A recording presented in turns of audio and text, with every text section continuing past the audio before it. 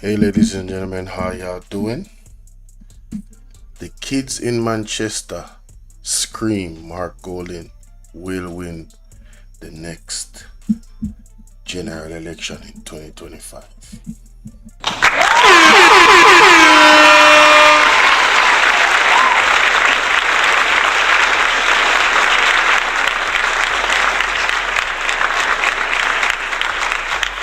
In other news, MP declares war on jacket giving. Here Clark pushes for birth DNA testing law. Entertainer sports star discover they are not fathers. They are not the fathers. Indicom probing alleged fatal shooting of woman by off-duty cop in Clarendon. Heartbreaking sentence, 3 children perish in house fire. Former United States Virgin Islands Police Commissioner charged with bribery. This and more today, this morning, ladies and gentlemen, on Bolo V&R 2.0. Again, the main topic is Manchester, clear message. Mark Golding. The kids scream Mark Golding will win the 2025 general election here in Jamaica. Wow. I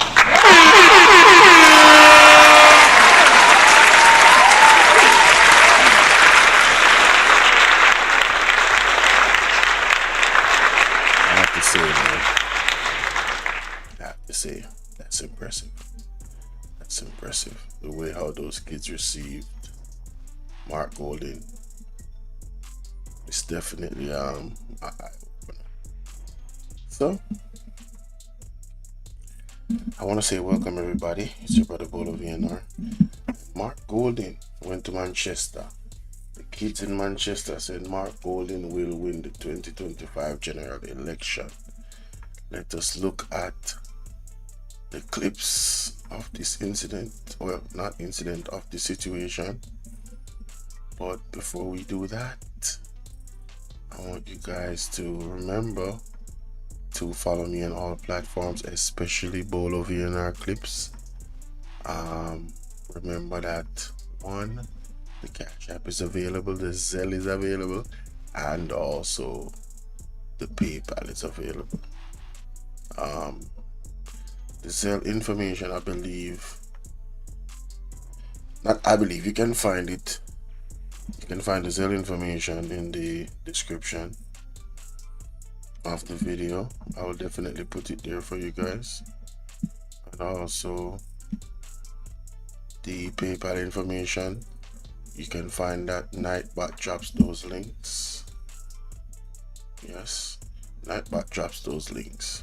Alright, so without any further ado, let's look at what took place in Manchester real quick.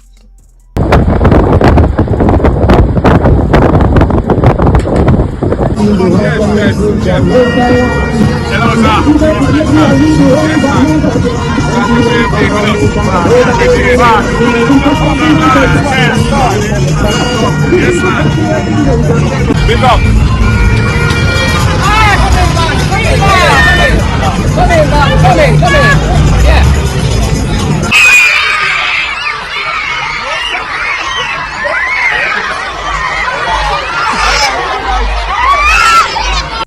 Did you know that the most dangerous prayer you can ever pray is only 3 words? If you skip this healing prayer, God will skip. We're going now. Hi, everybody.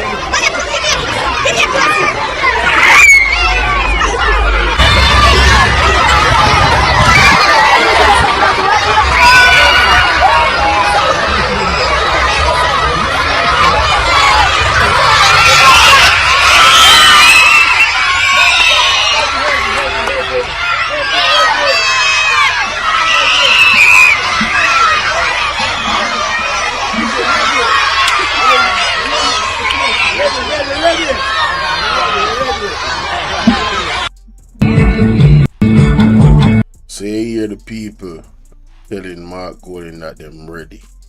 You hear the kids screaming PMP. Listen, man.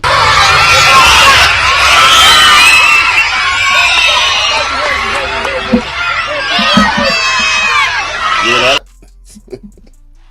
No, ladies and gentlemen, I'm going to be very frank with you. I don't like when the kids are involved in the tribalism. However, like everybody, you know, everybody deals with their households very, very differently in it. So when you put that into consideration, you say to yourself, well, you know, it is what it is, right? It is what it is. In Jamaica, it's a continuous thing. And shout out to Anissa Bell Rose. This is her video.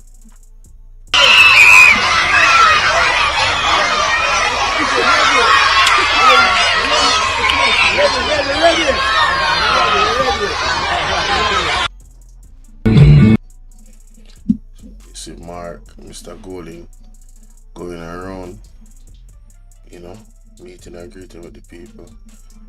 I think it's safe to say that Manchester, at this current point, is definitely an area that the People's National Party is looking good into going into 2025 election. I really believe that a lot of the Jamaican people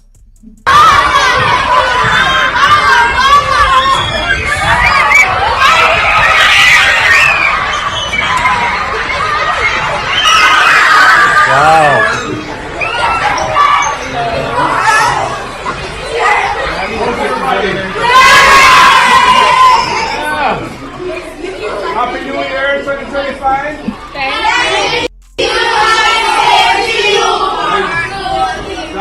people them have the man name down pack, you know. Hey, teacher them do a good job, you know. Thank you and same to you, Mr. Mark Golding. You hear them? Thank you very much.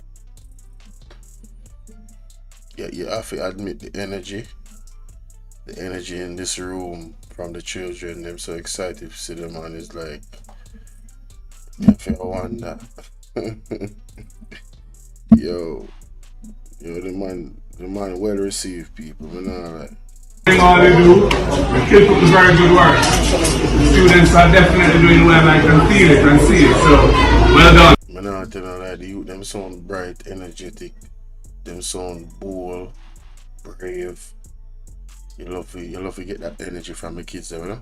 God bless you, everyone. Thank you and same to you. Yes, ma'am. Bye-bye now. Yeah, for me too. Yes, you know. Listen to that. Yes, sir. You know, yes, sir. You know, these little, those are the little things, you know. Those are little things. Next 10 years, next 6 years, I know you're going to do very well. God bless you all, you know.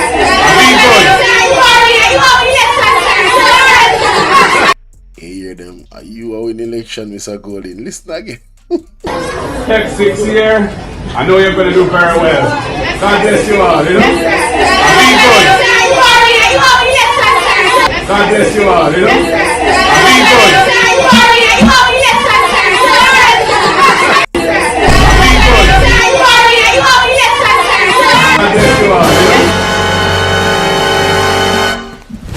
Emotional damage. Why they picking them, the children, Lord have mercy. I want to do to Andrew honest. I want to do this to Andrew honest. And also, when the parents not easy and the teacher them not easy. Teacher, why not put up the kids them to this? Tell Mark Golding say, he might go win the election.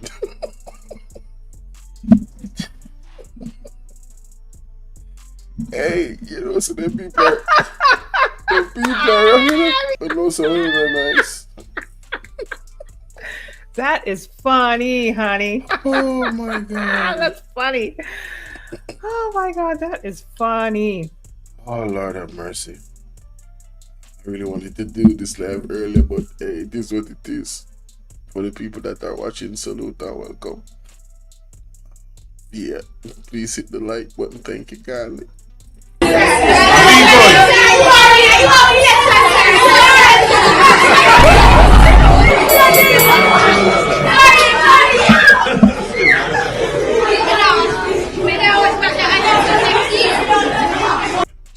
Who hear that look up in there say, him now wash back the hand till next year? No, listen to me. We have to stop right here, so. Hello? Who is teaching these kids? We don't want to now worship no man. We don't want Mr. Golden to get in the bad graces of the Most High. The people of Jamaica already having problem with idol worshipping. Which witness is that all ago?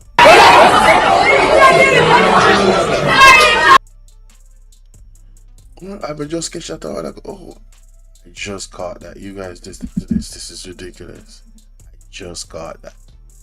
Wait for it, guys. Wait for it. Come on, internet. Stop playing with your boy. Everything is excellent, you know, so I don't know why it's buffering like that. To God be the glory. Oh, yeah, I know why it's buffering like that. Because I didn't plug in my computer.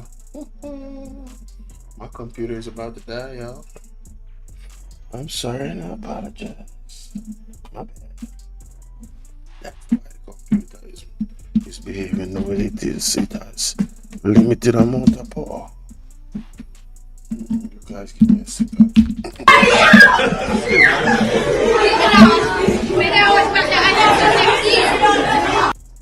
Look at you say, I'm not gonna wash this hand until next year. Guys, tell me, say any other content creator catch that.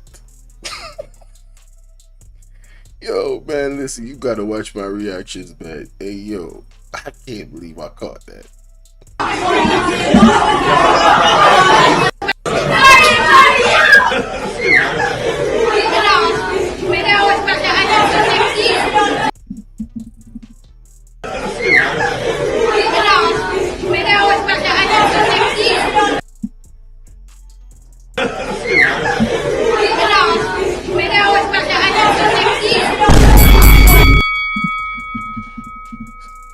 Yeah, man, we're not gonna go no further with the reaction of people. The kids, let it be known.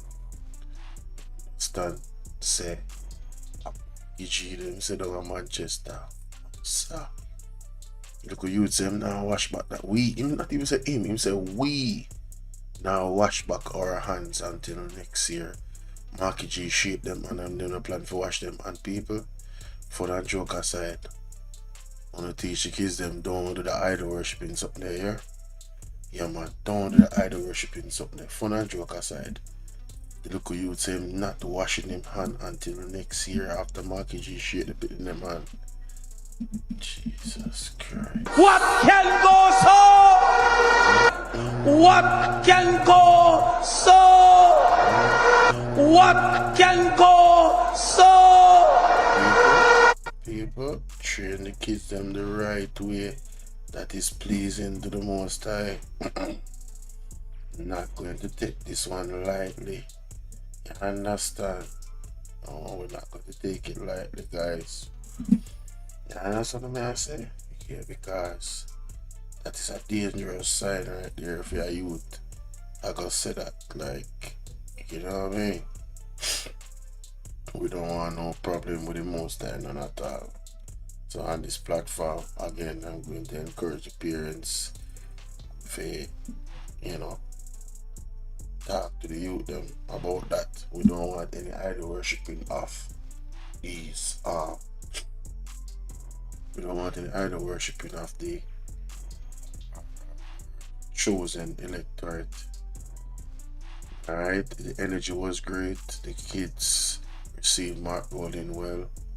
Outside of that statement of not going to wash him hands, the kids them has declared that Mark Golden will win the next general election in Manchester and Jamaica. Yeah? So what you guys think in the comment section, alright?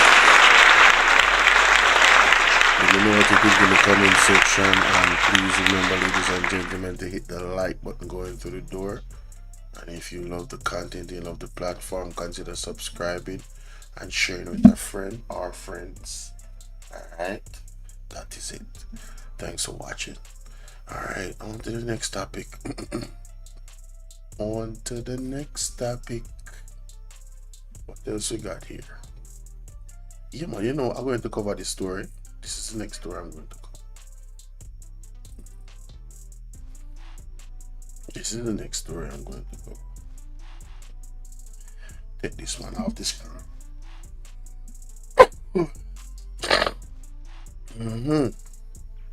Alright. We have to give credit where credit is due. I am already.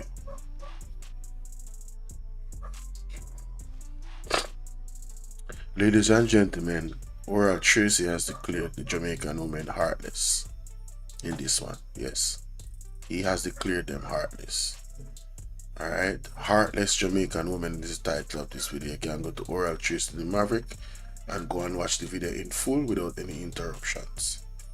Alright, it has to do with women in Jamaica giving man so-called jacket children that is not theirs.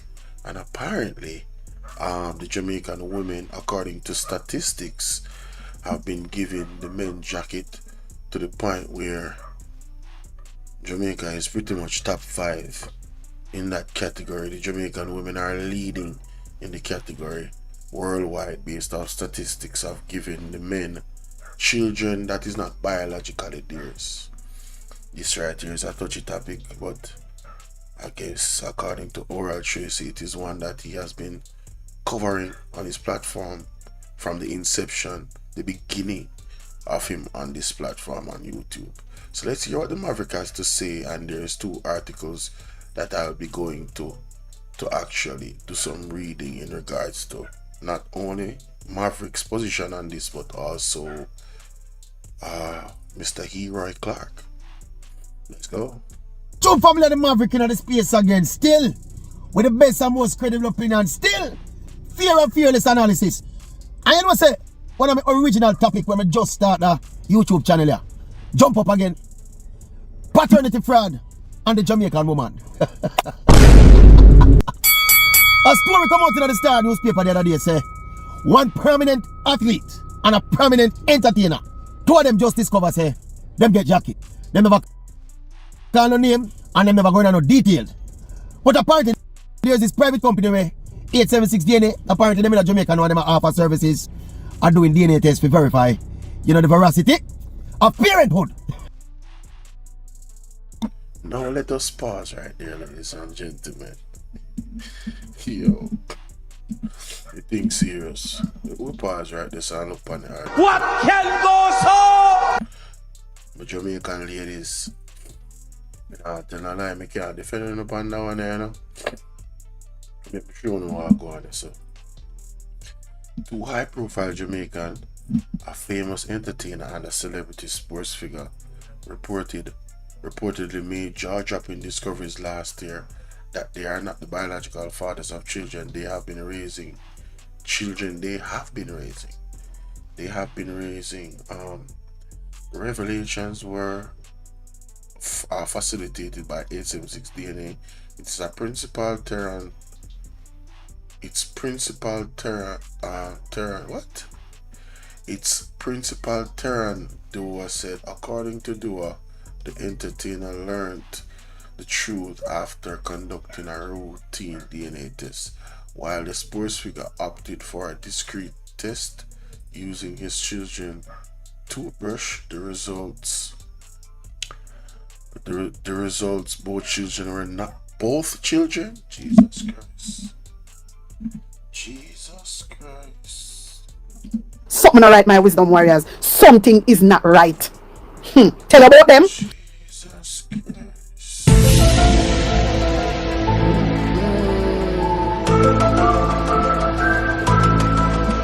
People now hear this. Not one children, but both children, Both children, ladies and gentlemen.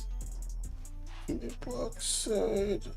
This how they gone beyond me now.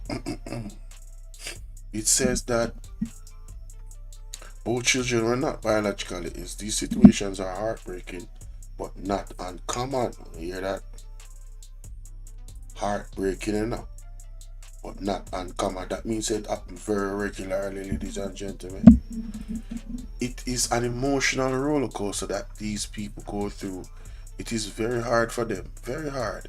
He said, we have multiple people cry on the phone because when they call us after we email the results, we explain to them what the results are actually saying and the science behind it, and the reality hits. Many people can't handle it.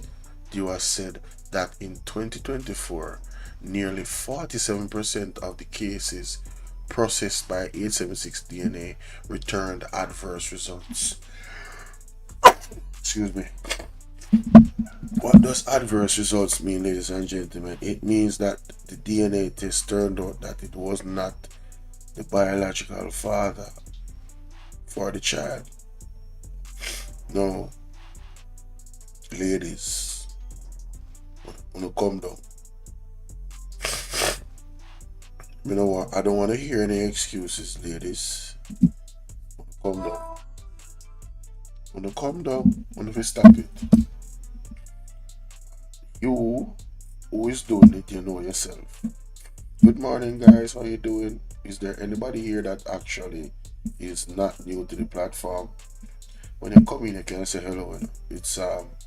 It's not mandatory, but you know, it gives a good vibes. It says here the demand for testing in Jamaica is real. Dewar said there are thousands of searches on Google per month for DNA tests. Dewar said his company receives hundreds of calls daily. Hundreds? He said that 70% of the inquiries come from women, grandmothers, sisters, and even partners seeking clarity for men in their lives. Women want to know too, whether for peace of mind or family planning. Dewar said the inspiration for 876 DNA, Dewar revealed, came from the experience of a friend whose father was ill. The father was in the hospital and needed blood. It was at that point when he went to submit blood for his father while his father was on his sickbed that they discovered he was not a match. Box cover. No, sir. Emotional damage. Rosemary, I hear this. Rosemary, Miss McIntosh, good morning. You hearing this? This I want serious. Him on upon him deathbed. Anyway, it says he was actually not his father, said Dewar, who witnessed the depression and the pain in his friend endured. This was heightened as his mother had passed a few years earlier. Oh God, the woman got her grave with a secret. The lady went to her grave with the secret.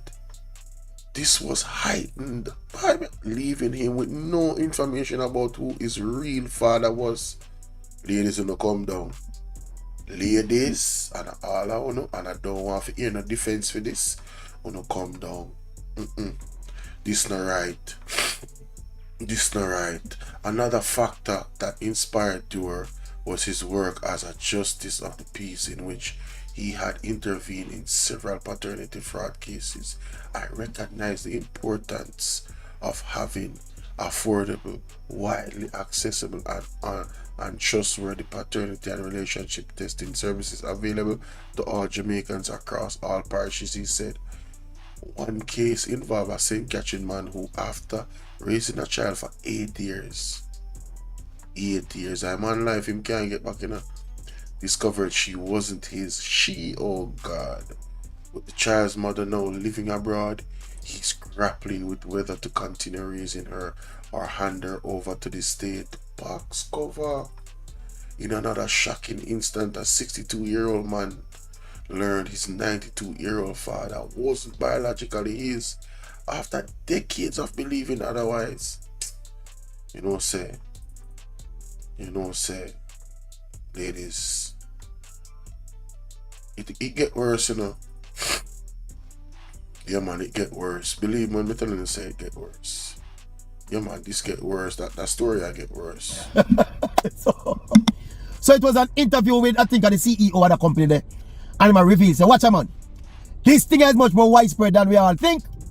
I think he used the percentage of 47% of all of the cases will come to him. That is almost half. Accurate. And the man they come do test, a jacket them get. Also, importantly, a nice little nuance to the argument when point out that most of these tests were instigated by grandmothers of the men, you know. Grandmothers, mothers, sisters, aunts, relatives of the men who tell them family, say, watch out. I'm not sure that pick me up here, go and do some DNA test. And as a result of that, almost 50%, almost 1 in 2, almost half of them, and when them go to the DNA test, with the picnic where them a mind and feces for them, 1 in 2 are the picnic them and not for them. I remember when we do the initial video, you know, I think the figure was closer to like 1 in 3, you know. And we say, oh, well, this alarming array. Well, more recent data as shows that now is more 1 in 2. And you don't stop this up. Almost like a big coincidence now, this video with this foreign virgin now, I talk about the rate of paternity fraud amongst the various nationality them. And right on cue, he make you know, all right, listen to him. The research found that 30% of Nigerian men are fathering children that aren't theirs. Nigerian women rank second highest on paternity fraud in the whole world. And guess who ranks number 1? Jamaican women. Jamaican women have a paternity fraud cuckoldry rate of 62%.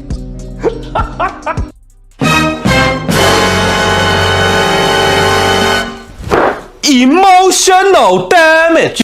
Embarrassing. He needs some milk. So, Jamaica. The ladies, them a win the race, you know. The race for give man jacket in Jamaica. Wanna win. So, 62% is a lot, you know. So, would it be safe to say that, generally speaking, the Jamaican women them depend on a different level of wickedness? Yo, listen to that again, you know. Not my word. A worldwide statistics this. He make you know, all right, listen to him. The research found that 30% of Nigerian men are fathering children that aren't theirs. Nigerian women rank second highest on paternity fraud in the whole world. And guess who ranks number 1? Jamaican women. Jamaican women have a paternity fraud cuckoldry rate of 62%. Did he say cockholdery? Oh man. Embarrassing. He needs some milk. Yo. You're more likely to get someone else's kid than your own if you're banging up a Jamaican girl. So ladies, no found no one go foreign. Right now the chance gone in the car. This the worldwide, you know. This is worldwide. This study has gone viral. 62% female. So better how to cut and slice and dice it, you know, people. Make we be honest about it now. Can we be honest about it? Yes. How we do the first video, a lot of people never want to be honest about it, you know. One prominent female influencer did tell me say the man them fault. At the time when we bring it up to her, she said the man them fault. No, what kind of nonsense is that? Let's be real. You see, this is where accountability comes in, and a lot of people really is not going to like me, you know. Hey, Rose, listen to me. Me honestly like how you take it, but make sure say you're not there 62% there. Remember, make sure say you never even did consider. Make sure say nobody never did influence you at any point in your life. If you say make a give a man no jacket, I hope not, cause that means say the woman them a teach the children them wrong. The mothers and the grandmothers them a teach the children them wrong for the most part in Jamaica. Right? For just give a man a jacket, and the man them protect themselves to ya, man. See? That's why man feel have them money, you know. Right? And smart. You can't look on a youth and look on your lady, and you can discern to, you know, you can pray to God, you know. That's what I'm going to deal with. No woman is supposed to hide a baby identity of not being a man woman for 8 years. Brother, I better go pray to God and make God give answer, bro. Believe. before you even go do the DNA test, see me, but turn to God first, brother. You know what I mean? In our real life. Why the woman them give them so much jacket? But make me honest about it, no? Yeah, so how is the man fault? I would like the ladies in the chat to give me a scenario where this is the man's fault. What kind of conclusion would you draw from data like this? It's simple and straightforward right in front of our face, you know. Jamaican woman are the wickedest, most deceitful women in the world when it comes to relationships. If we are going to use the fact that they're unfaithful to the man, Embarrassing. No, seriously. Is that a fair statement, ladies? That is a fair statement. When it comes to paternity, according to the statistic, the Jamaican woman is the most deceitful. And if who the cap fit, let them wear it. unprotected sex when they give the man bun, them go as far as they conceive and get pregnant and then turn around, give the man the jacket, and the wickedest, most deceitful woman in the world. Why do women them do that? You say yours them cut out to fit. Never have to worry about paternity test. God is good. What may I say? Why the ladies them do that? And then turn around, give the man the jacket. Yeah, so alright, the man do something, right? Them cheat on you. You know, run with the man and go away your business. If you decide to, God, that's And a the bad. wickedest. That's a one bad freeze for around. Like, sorry, oral Tracy, that was wild. Lord of mercy. Anyway, well, just leave. Just leave. That's all I'm saying. You know, you don't have to stay. Like, come on. You go sleep raw with the next one and get a baby, and then the man we sleep with, he look like him not have enough money to take care of the youth, so you just give the man we have the money, the pitney, and him have other woman, so probably have other woman. You know, a wickedness, Bridget. A wickedness. Me I tell her, it's straight wickedness. You waste the youth time. Look on the lady with dead and not even tell the youth say I am real father. Yo, you know them type of betrayal there. And the woman dead, you know, so him youth have to just live with that in a Bridget. You go look on him mother differently, yo. You know, big up my mother, yeah, man. Cause I know say my father. People, you don't have to go watch that video there in its entirety yourself. Because I want to go to the article to wrap up that reaction, yeah. See? So MP, the thing so serious in Jamaica. MP declare war on jacket.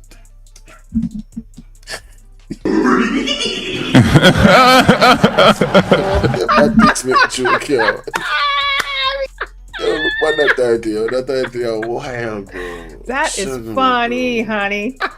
Yo, MP That's declares funny. war on jacket Oh giving. my god, that is funny. ERI clock pushes for birth, DNA testing by law. So my question I say, I made the shocking claims that the brought it. So this is a response based off of the article there.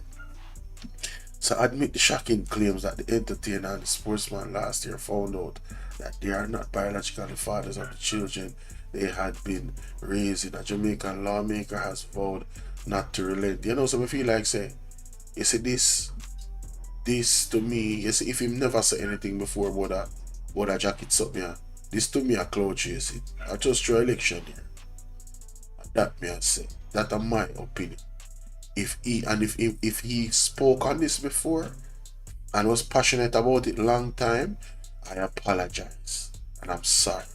But if he has not, this is cloud chasing. Anyway, the legislator ERI Clark, who represented St. James Central, said paternity fraud is a serious issue that needs to be addressed. He told the Star that he is currently fine-tuning a motion for tabling in the House of Parliament by next Tuesday. Okay, so that really wanna go on some serious thing.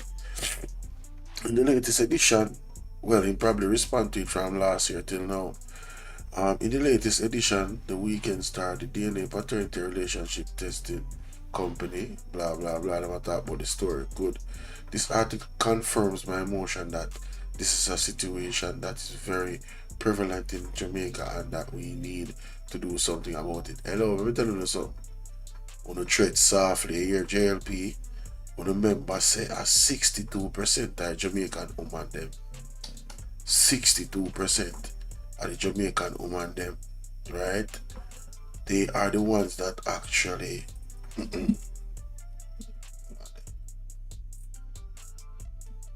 they are the ones that actually will vote, right? So you don't want to pressure them, my boss. You understand? They might just vote out where you come with motion for DNA test. Hey, let me take back things, make sure. Yeah, there's quite a number of person who really want it to happen because we are seeing families broken because of this situation. There are men who rebuild relationships with children who are not the father of the child, and it's only when it has taken to court it is proven at that point. Yeah, me feel like them need to do some hard labor. Ladies, they will give man them jacket. You want them to do some hard labor. I don't want to think. It's just like how them can lock up the man them in a jail for get you see that them do hard labor, them pay the man them back some of that money there. Yeah, because you see emotional damage what the lady go through, what the man go through in that situation. He already done enough. But you see, them need to get back some money. I'm dead serious. Yeah, man. Them need to have something in the law where the man them get back some money from the female them, or them do hard labor. I bet you say them stop giving man them jacket. How much you know I bet? And in equal effect, the man them that is not taking care of their children,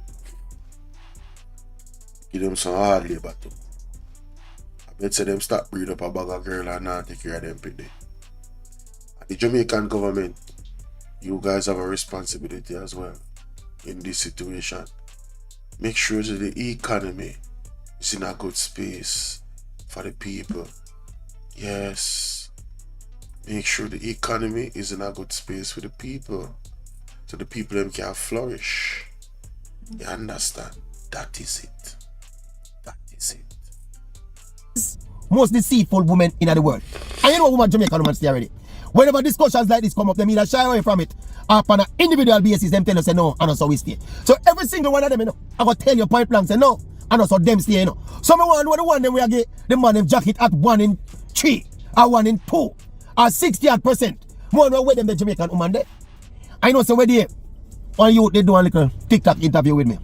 And they did go viral when me talk about the transactional commodity called love. This is what losing 15 kilograms.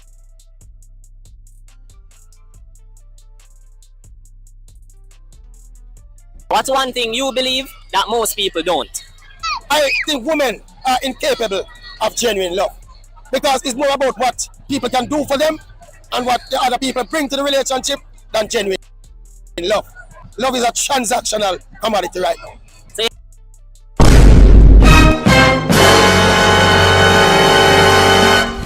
Emotional damage. Embarrassing. We need some milk.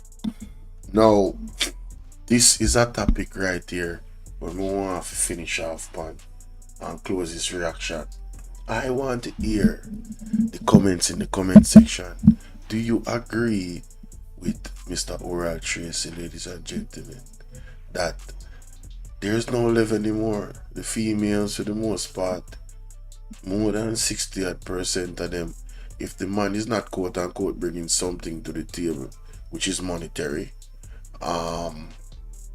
yeah, they're not entertaining them at all. Anyway, seriously, that is.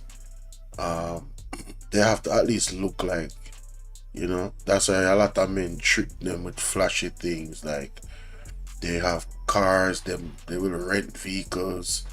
Next thing you know, she just feel like, oh yes, you know, he has money, he's driving this nice car, so he must have money. When they look, is his friend car. So the first thing they look at, the reason why they even get tricked in those situations, the ones that do get tricked, is because they're materialistic, and it doesn't matter how high the women claim that their standards are where the material is concerned, in terms of, all right, so she's not going to date a man if he's not driving a Benz. You're still materialistic. If you're not going to drive, you're not going to be with the man if he doesn't have a car. It's still realistic. Your affection for the man is driven by what he can do for you. And unfortunately, this is the reality for most women in this day and age. And the reason why is because we've moved away, and this is my opinion, is because we've moved away from the principles of the Most High, point blank period. You see, God is the only one that really can show us a demonstration of unconditional love. Alright? Yes. And if we try to emulate or follow the Most High, that's when we will come as close as possible to this love. And this is because me personally, just to, add, this is why I've been single for most of my life. I'm not running around. I don't want to have children that I'm not taking care of. I don't want to have 10 baby mamas, 5 baby mamas. I don't want to go around sleeping around and not, be a man that's taking care of my own. Because I've seen where women in Jamaica embarrass men publicly. That man might fall short in some aspects monetarily. It's all about what he can do monetarily. So that has driven me to, well, let me get my money first. But then I realize I want to get my money and not let them know I have my money, because I also recognize if she is with me because of my money, that's not the type of woman I want. So there is a very unique balance with this conversation, and a lot of people, men and women, especially the women in this case, are not mature enough to have the conversation because they are in their feelings, they are in their emotions. Or if you said Jamaican woman wicked, according to the statistics, when it comes on to this, yes, the Jamaican woman them wicked. Them wicked. You understand? Yeah, so we have to take responsibility, people. That's something we don't know. We know what you're thinking in the comment section about that. Yeah. Let's get to the next topic. That was a tough one. You gonna lie, that was a tough one. Alright, we can see how I go on there, so. And welcome back to Primetime News. Linked to the case. Okay. Alright.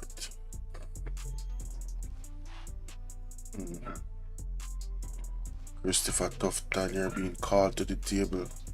Let me see what Rose said. Rose say, some female don't like to work, yet we say we are not prostitutes, but we must take responsibility for our behaviors. We are endangering the lives of these children, and them are endangering the life of themselves too. The emotional, listen, you see, a lot of people don't really care about men, and this is how I feel as a man. They don't give a damn about us. They don't consider our feelings. They don't think we have feelings. Come on, yeah, man. Right? This is what I hear when I listen to females. So you can do a man like that, right? You can do a man like that. Give him a jacket after how many years? If it's even 1 year, but the more the years pass, it gets worse, because that man builds a relationship with these with the child, right? Yeah, build a relationship with the child, right? They have a relationship with each other. So you coming forward now and doing that dropping that bombshell on them. What do you expect? Like, what do you expect them to do? Seriously, what do you expect them to do? What do you expect me to do? You know? So it's like we have to be honest about the effects of giving the man them jacket. Like you hear a man say, oh, yo man, a man, or whatever. Listen to me. Men are not void of emotions. We are as emotional as women. We only deal with our emotions in a separate and different way. Sometimes the way how we deal with those emotions can be deadly to the individual that is triggering those emotions. True story, ladies and gentlemen. True story. So what you don't want to do, what you absolutely don't want to do, is to just think that that is something that they can continuously do moving forward. What you're gonna do is stir up the wrong hornet's nest, and that might be your life or somebody else's, or even just everybody. Like, some men don't know how to deal with these emotions. Some men have not even thought about processing something like that happening to them, where after 25 years growing up a child, you look at the man and tell the man find out. As a matter of fact, you never tell him. The man find out, the man suspects. You understand? Right? Some people in the family probably had a whisper saying, what's that you don't look like John Doe, and you don't look like Bolo. You get me? Embarrassment. You have to remember, men have pride. So trust me, you don't want to stir up those types of emotions. I don't recommend it. I really don't. The people them, the woman, they forgot prison. Nah, take that back. They forgot prison. Yeah, they forgot prison fee, or them pay on fine. I'm not talking about a regular fine. I'm talking about some serious money. Them if you pay some serious money for them type of something. Them will stop it. Them out order. You understand? Them out order. Anyway, make we go to this, because I wanted to respond to it real quickly. Alright, so ladies and gentlemen, recently there was a unfortunate case with Alexander Rowe, the 4-year-old. Ladies and gentlemen, 4-year-old Alexander Rowe that is no longer with us. Right, the health ministry provides an update on the case. Alright, and Alexander Rowe, the 4-year-old, she died at hospital. Alright, the Bustamante Hospital. Here's the story. And welcome back to Primetime News. Special welcome to folks on OneSportMedia.com. Up first this evening, a TVJ News follow-up. Health Minister Dr. Christopher Tufton has broken his silence on the death of 4-year-old Alexandriana Jones at the Bustamante Hospital for Children. People, look at that little angel, man. Look at the little angel.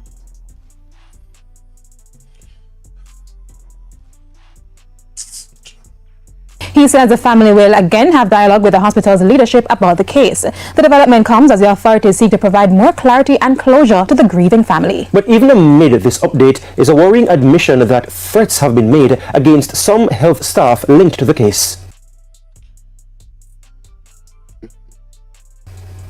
The minister says he received a preliminary report that was initially submitted to the chief medical officer. He says the release contradicts a private autopsy done by the family. The family says the autopsy revealed that the child died on December 18, 2024, but she was pronounced dead by the hospital on December 31, 2024. The technical report is not suggesting, as I understand it, that the child had passed for days before being informed. Instead, the complications around life support and mechanical ventilation, where life is being supported by the machine, would have led to a process of validation to determine finally and when the child would have been taken off because of a worsening situation.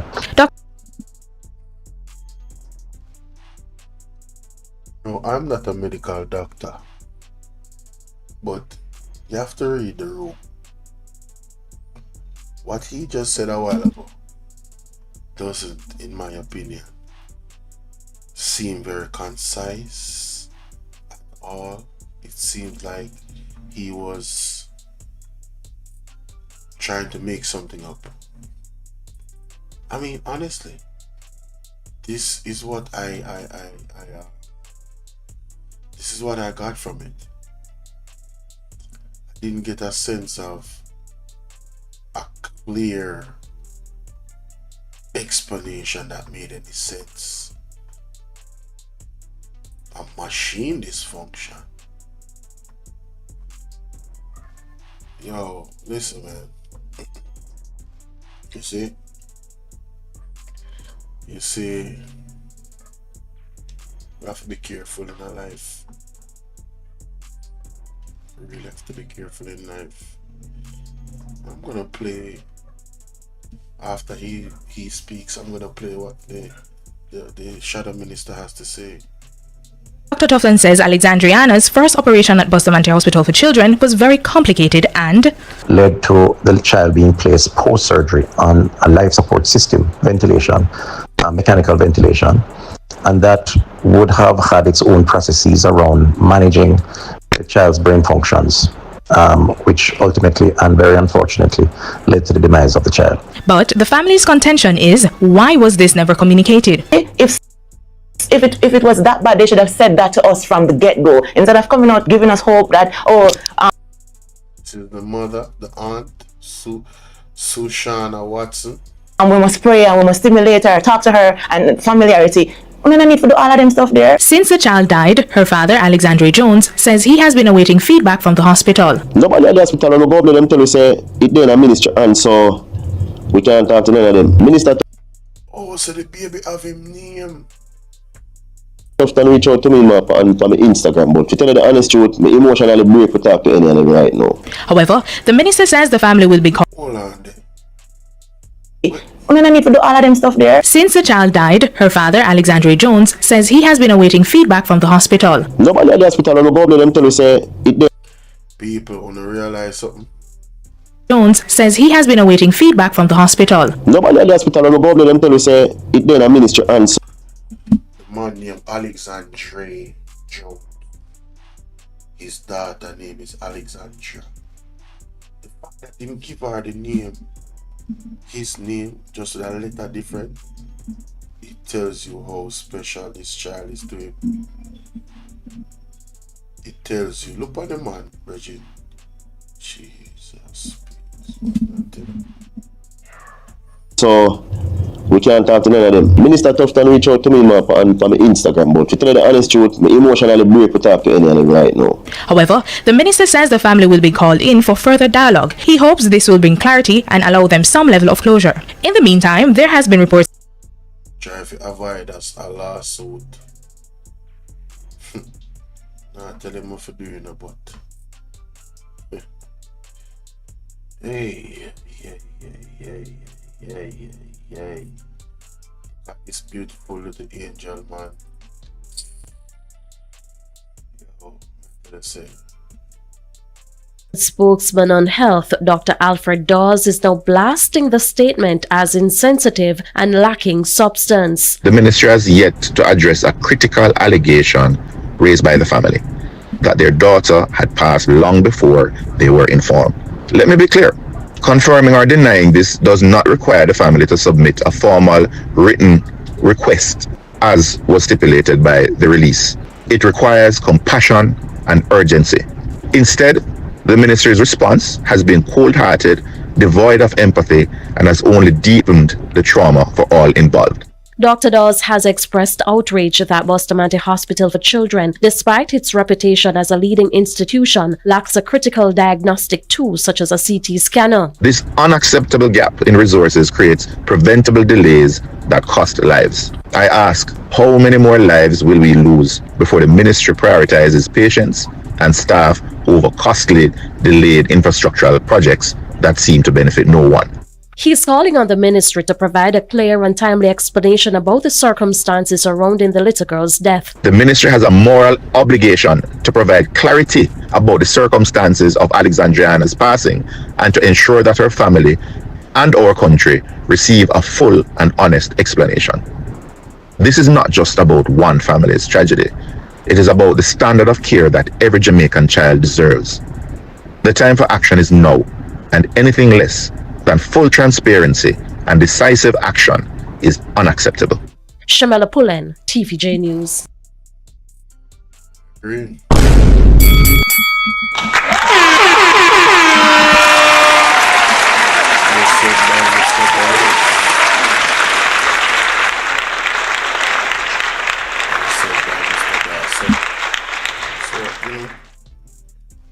The situation with Alexandra Jones is not something that we should have become a 9-day wonder. These types of situations with our children, we need to play a close eye on, ladies and gentlemen. I'm not suggesting that there was anything here or there.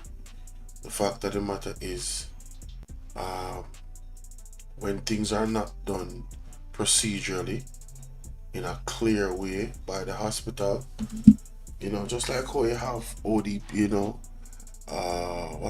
what are they called? The one them that probe police shootings. There needs to be, in my opinion, if there isn't already, a body that probes. And I'm talking about this would be one of the most serious law enforcement entities in Jamaica. One that probe possible organ harvesting and child trafficking and those types of things. This has to be an entity that nobody is above, not even the Prime Minister of Jamaica. This is an entity that needs the full support. They need the type of teeth that would allow them to investigate all possibilities, and search far and wide for the connections. They need the resources to search far and wide for the connections, and the type of resources that they need, they would have to be of the highest level of integrity for us to really put a dent into the violation of our kids. There needs to be a kids law enforcement agents. Like, I'm talking about every kids issue, whether it is parents abusing kids, whether it is the essay of kids, whether any form of harm coming to kids. There needs to be a whole law enforcement entity that does solid investigation, like the FBI, where they have a 99% conviction rate, and nobody is exempt from investigation. That is what is my suggestion, ladies and gentlemen. Let me know what you think in the comment section, because we cannot bear any more of our children. And I say our children because this is the way we as Jamaicans and neighbors, we are neighbors, we are living in the same island. We should be empathetic and sympathetic to everybody's loss. Don't wait till they reach your doorstep until they actually care. Too many people have done that, and then they reach their doorstep and then they cry for help from everybody else. Let us live with compassion for each and every one. A mindset of giving a damn.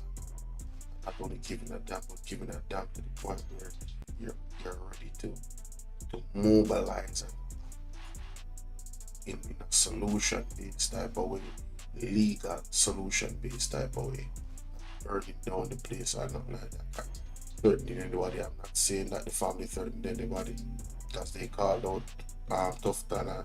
I'm not saying that he's lying on them, right? But I'm just saying, generally speaking, moving forward, yeah, we need to help each other. We need to unite as a people under God. Alright? Stay prayed up, fasting, so we can have the spiritual eye to help us right? And a lot of the people in those agencies would need to have the spiritual eye to also do their, technical and physical investigation. It's all in it. That is it.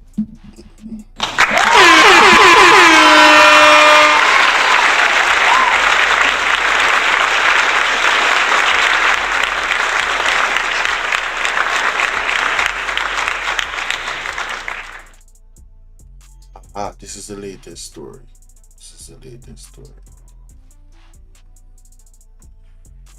Ladies and gentlemen, this is one of the latest stories that was very, very weird.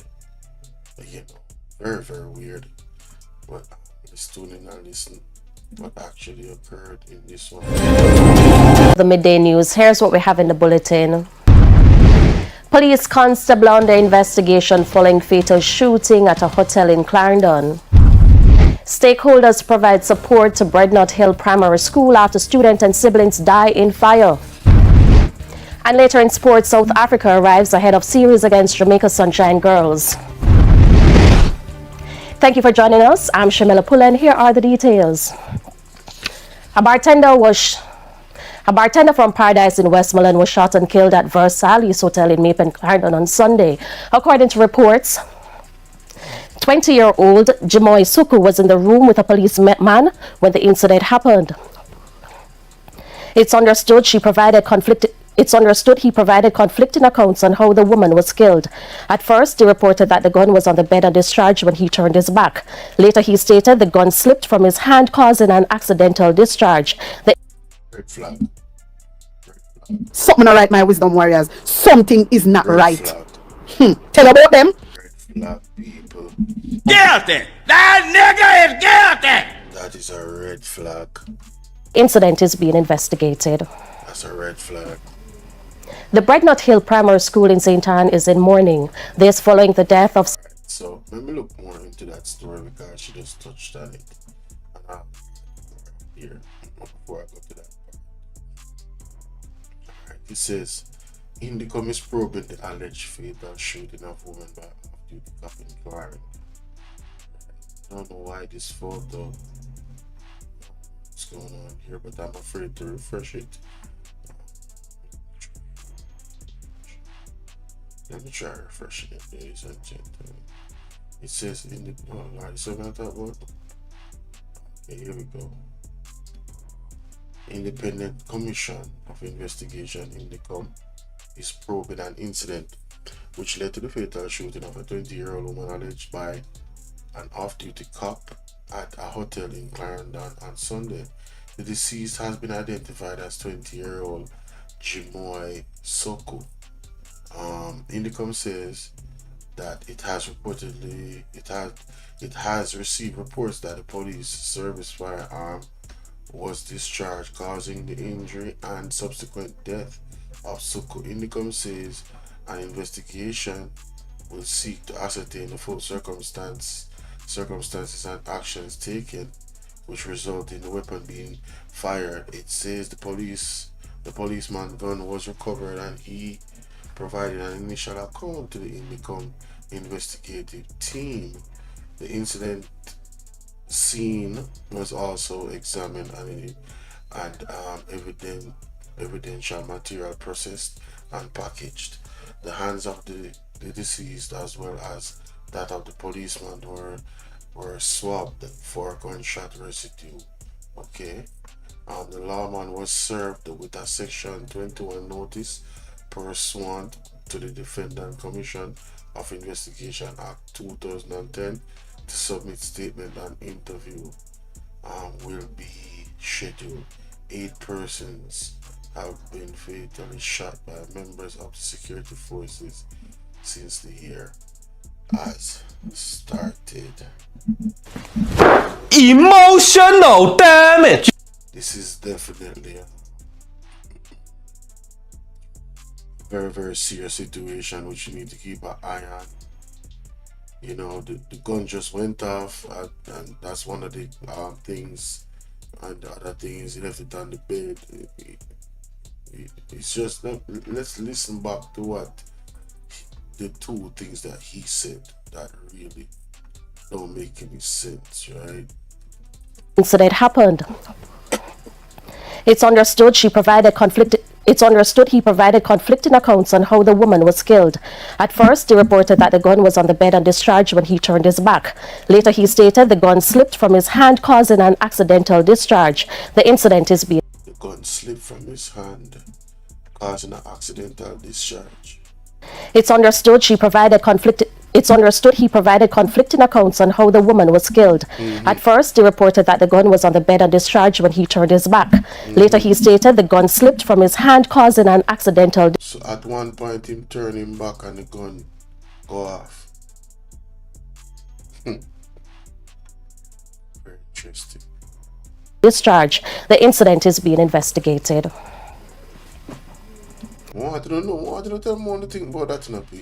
The Brecknott Hill Primary School in St. Anne is in mourning. This following the death of 7-year-old Tashana Mattis on Sunday. She... Oh, that is the little kids that died in the fire. was one of 3 children who died in a fire in Cottage District, Walker's Wood. Her grade 2 classmates are struggling to come to terms with her passing. We used to play a race in grade 1. Hey, my English. Poor little kids, them emotional trauma. And who would win those races? Me. So you will miss her? You will miss her. But guess what? The good thing is that you have those beautiful memories to remember and to hold on dearly to.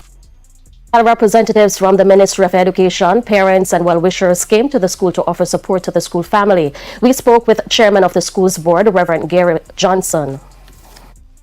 It is mixed. We have you know, I hope that this emotional support that is being given to the children is not a PR.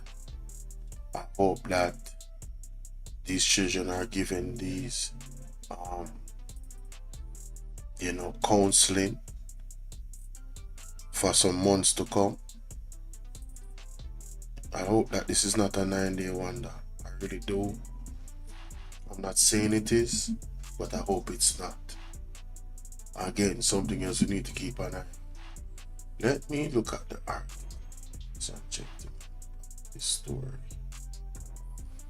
Heartbreaking sentence. 3 children perished in a house fire. There were haunting words of a grieving Odin Mattis, who struggled to process the unimaginable loss of 3 of his children in the tragic house fire.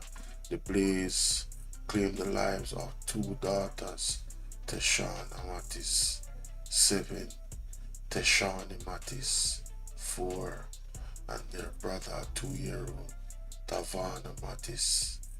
All of them names start with T. What the father name? Odin Mattis. Only his 5-year-old son survived, pulled from the flame by his grandmother. Jesus. But friend, me and some youth them burn up in a fire. Only one of them could have saved out of 4 picnic. Mattis said, his voice filled with sorrow. You don't even want to hear what Andrew always have to say. I swear to God.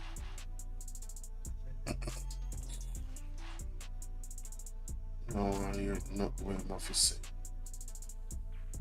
Not at all, brother. a feeling of, their children, and they are still searching for answers. The question is why.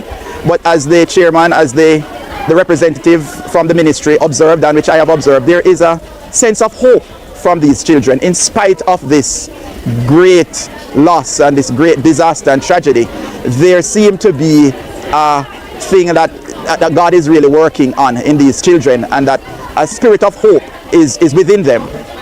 Yo, I hope that this man is truly a man of God. Being around these kids and an influence. I really hope so, because they need it. They really need it. This is very, very sad, yo. I'm telling you. It's kind of getting a little bit overwhelming in Jamaica with all of the crime, the kids, the incidents. Yo, Kingston story, trust me, Virgin, I'm not even want. And I believe that the counsel that they will receive, it will even serve to make them even better. In the meantime, attorney at law and comment. Yeah, so that's the situation with both those stories. Yeah, I'm keeping it short with these reactions today, to the point what is actually going on, so you know everybody can follow with the stories. Alright, let me know what you think in the comment section. Alright guys. Alright, next story. Oh yes, Mr. Edmund Bartlett, man. Hey, hey. Yeah, bro, it's sad, bro. Believe it's sad, Bridget. Really, really sad. Dude. I grapple with it sometime, like, you know? Yeah, grapple with it sometime, trust me. Anyway, it's an audio I have a play and also different type of reaction. This what I have to do is get this man face on the screen. When I'm there. Where is this man picture god? Edmund Bartlett. Alright, did you have it set up?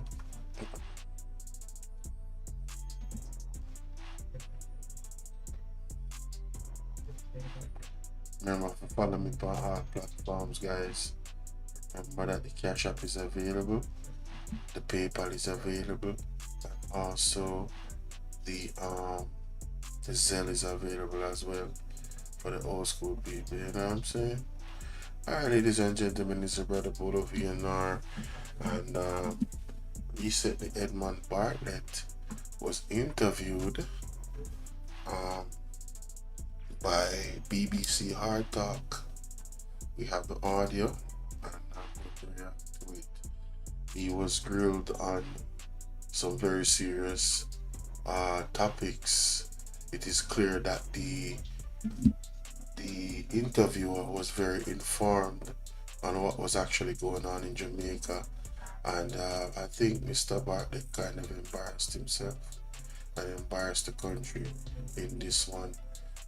Let us go and you know, hear what really took place in this one, ladies and gentlemen. Let's go. Without any further ado, to you. It's for the charms of his.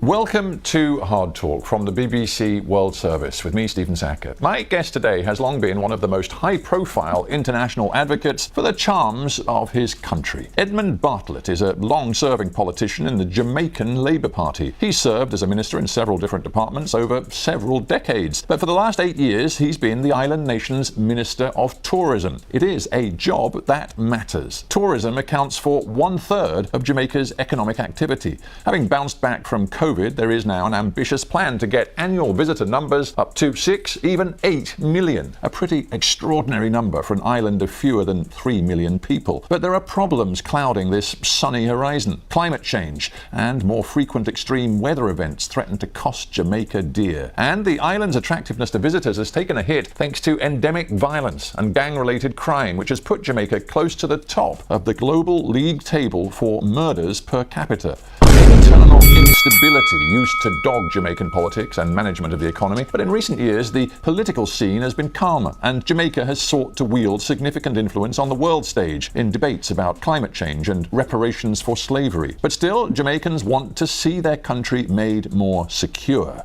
What will that take? Well, Edmund Bartlett joins me now. Welcome to Hard.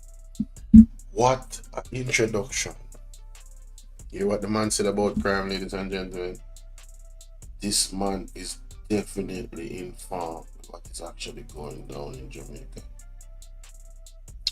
Let's continue. Thank you very much, Stephen. It's my honor and pleasure to share this 25 minutes or so with you. Thank you. We're delighted you're here. Let's start with your specific responsibility, your portfolio, tourism in Jamaica. Do you think it is healthy for Jamaica to be an economy that right now is so heavily dependent on tourism? Tourism's role in economic development and economic building is very pervasive and sometimes misunderstood, because tourism is not a single economic activity. It's a confluence of many economic parts, all of which have an economic outcome of its own. So that tourism doesn't happen unless agriculture is flourishing and doing well. It doesn't happen unless manufacturing is flourishing and doing well. It doesn't happen unless energy supplies are available, medical supplies are available, and a range of services. It doesn't happen unless entertainment is available, attractions are available. So I could go on and on. So hold on. So he's admitting that based off his own admission or his viewpoint on what drives tourism. A few questions. You mentioned agriculture. Agriculture has taken a serious hit.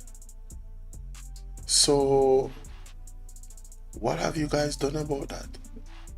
If tourism, which is the golden goose, depends on all of these things so much, why? I mean, the food is a part of our culture. The cuisine is everything in tourism outside of the interaction with real Jamaican people. Let me play that back, because that really is interesting. It's healthy for Jamaica to be an economy that right now is so heavily dependent on tourism. Tourism's role in economic Good morning, Sassy 81. How you doing, love? Development and economic building is very pervasive and sometimes misunderstood, because tourism is not a single economic activity. It's a confluence of many economic parts. It's a confluence of many economic parts. You see, I am not going to act like these big words. What does confluence mean? What does that actually mean?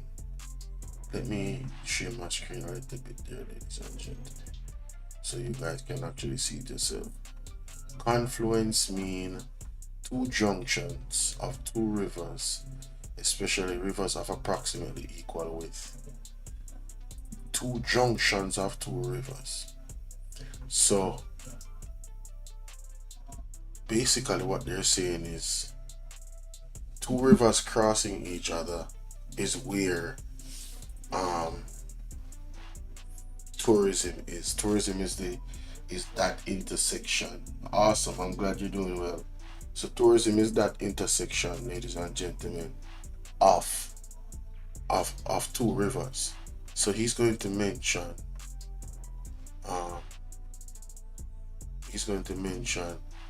some other areas.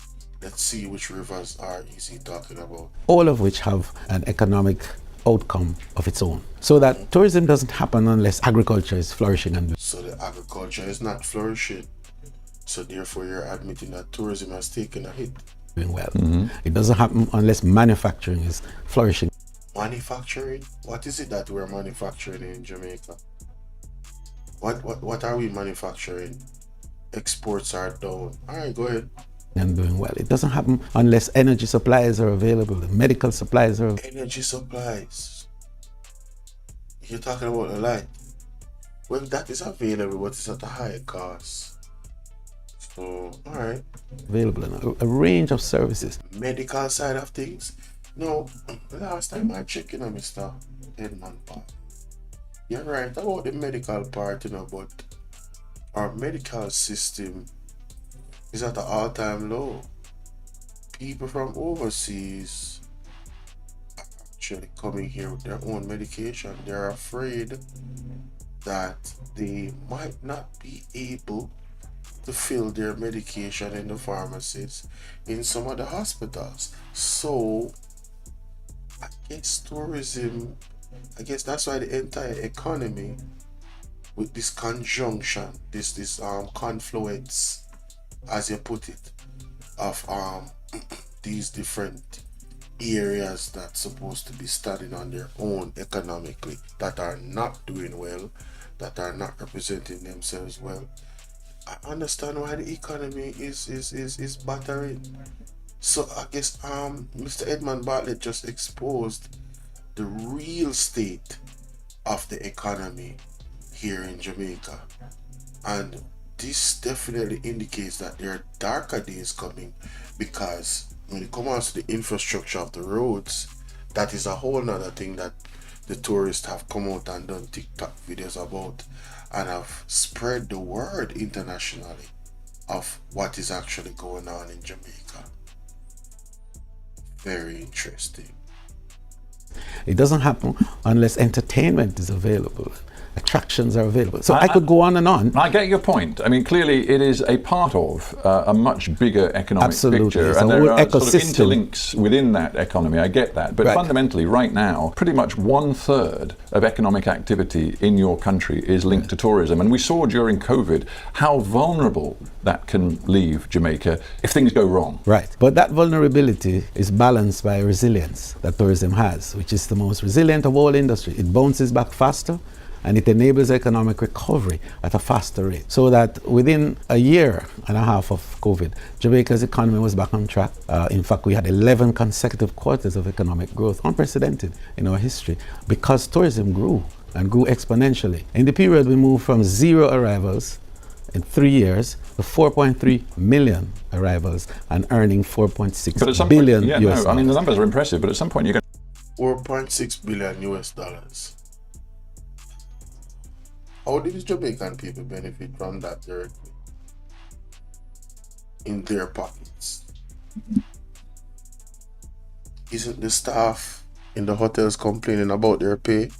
So you boasted that you guys won, the big guys won, between the pandemic and now. But now it's down again. So you're saying, don't worry, yes, it's down, but you know, tourism bounce back very quickly because it makes a lot of money. Okay, cool. Oh, thank you so much, Sassy 81. I appreciate you. I didn't even see it. Oh man, salute to you, Sassy. Big salute there with I think that's a dub. I believe that's a dub. Yep. Thank you so much. Appreciate that. Shout out to Sassy 81 with the donation. Appreciate you, love. Thank you so much. But Edmund Bartlett, this is incredible. What are you saying?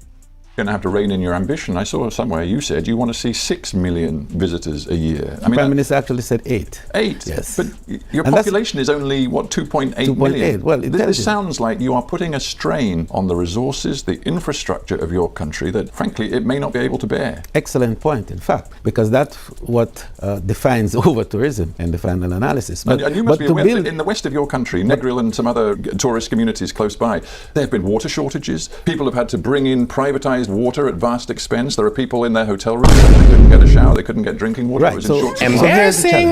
He needs some milk.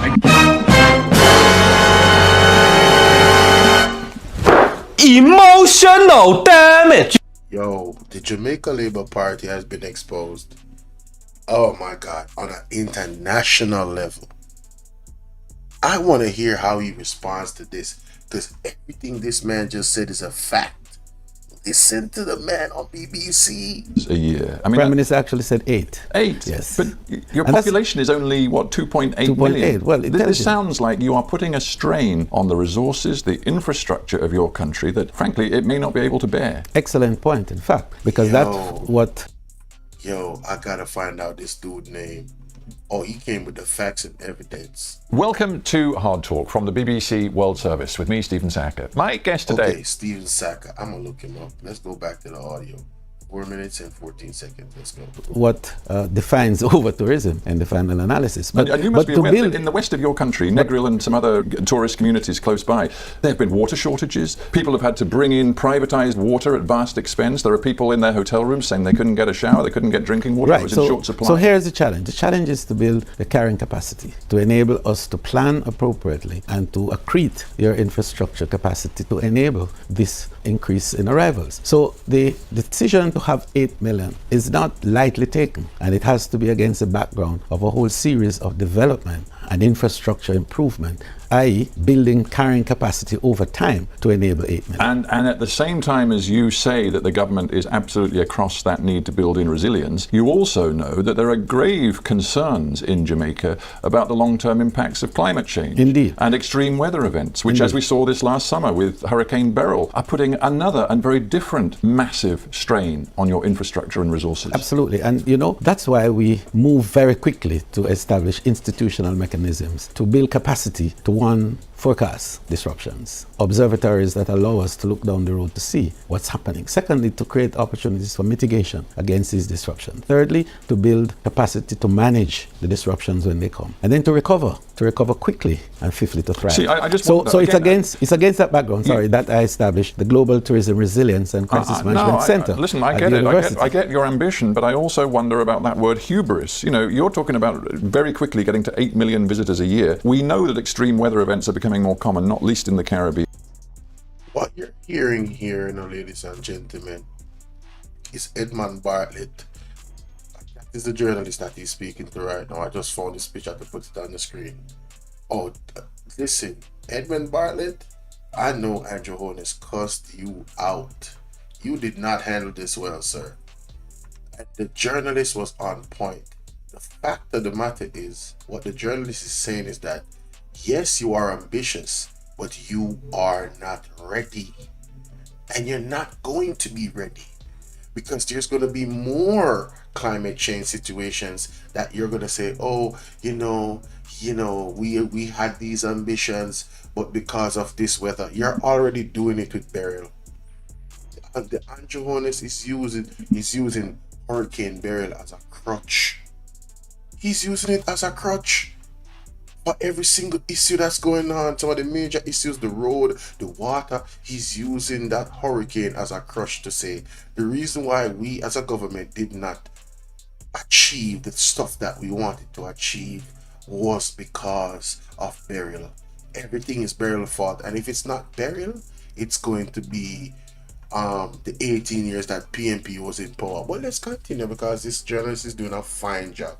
And then I look at what happened this summer when Hurricane Beryl hit, and immediately, according to UNICEF, 160,000 Jamaicans, including almost 40,000 children, were in dire need of humanitarian assistance. I mean, it just seems there's something going on here. No, we recovered.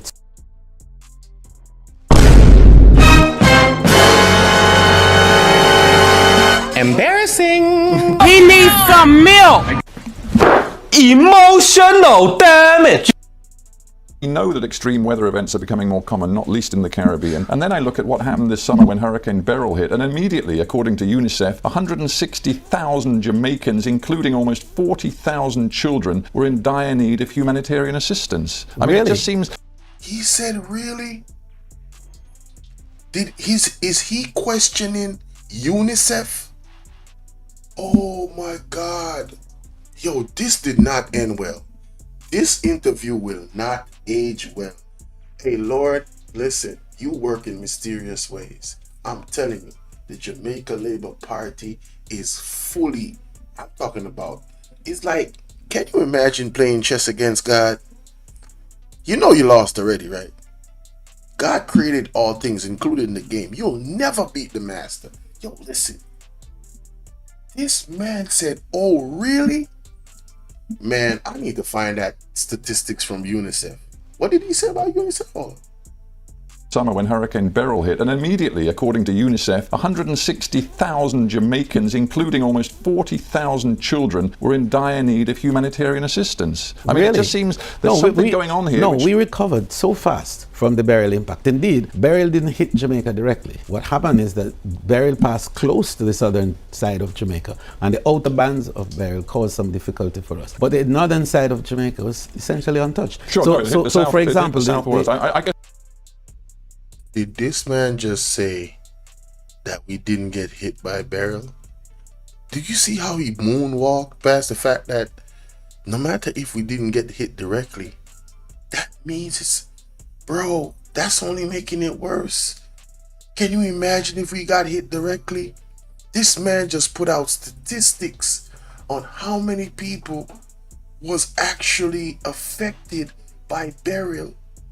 And this man is talking about Beryl not hitting Jamaica. Like, what? Are you kidding me? This is embarrassing. Oh my God. Right now I'm looking at UNICEF. Right now. I need to find that statistic. UNICEF officially describes total devastation and cure. Nah, I don't want to see that. I want to see Hurricane Beryl in Jamaica. That's what I want to see. Let me show y'all something real quick. We got my girl EP13 the Empress. What's up? How you doing, love? Salute to you. Good morning or good day. I think good morning. It's still morning in England. Yo, listen, I gotta find this UNICEF thing. I'm gonna play the audio at the same time, but I'm gonna look at UNICEF. Hold up. Let me play the audio. Lord have mercy. Let me play the audio. I guess I'm just getting to this point. If one looks forward, do you believe when it comes to climate change, let's leave aside the strain of tourism, but do you believe when it comes to climate change that Jamaica is getting enough long-term investment and assistance from the rich world, as has been promised at various climate summits and conferences? Because I'm looking at the figures, and thus far, given the nature, the scale of the pledges, countries like Jamaica are actually getting very, very little in terms of real, tangible assistance. That I agree 100% with you on that. And that is perhaps the challenge of islands. So, Mr. Bartlett, you agree that we're not getting enough assistance from the world in regards to this particular climate change thing? Then why did you guys sign up to the summits and these groups that you signed up to? What does it make any sense to do it if you're not going to get the assistance? What the hell is going on? States such as Jamaica that are in fact highly vulnerable and weakly resourced. So there has to be a greater ambition among the multilaterals to recognize the particular vulnerability of island states in this regard and to provide greater support, and also to provide support at a level that enables them to access it. Because that's part of the big problem, that the protocols are so onerous that small countries like Jamaica have a difficulty in accessing it to the extent that we require. So that really has to be the big argument that must occupy our discourse. And that's going to be a huge challenge, to get your voice heard and to get tangible help. But let's talk now about a different challenge facing you as tourism minister, but facing your government more generally, and that is the massive damaging impact of endemic violent crime inside Jamaica. It damages people inside your country, it tarnishes your reputation far beyond your own country, it's extremely damaging for the tourism sector. What are you going to do about it? That is a good question, but before he goes there, so this is the numbers: 37,000 children in need of humanitarian assistance, 160,000 people in need of UNICEF. UNICEF estimates 1,876 people in shelters, 113 children in shelters, 2 confirmed unalive. Like, this is a report in July, a rough report from UNICEF.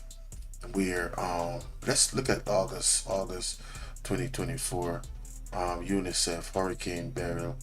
This is also, let me see, where is this? Is this still Jamaica?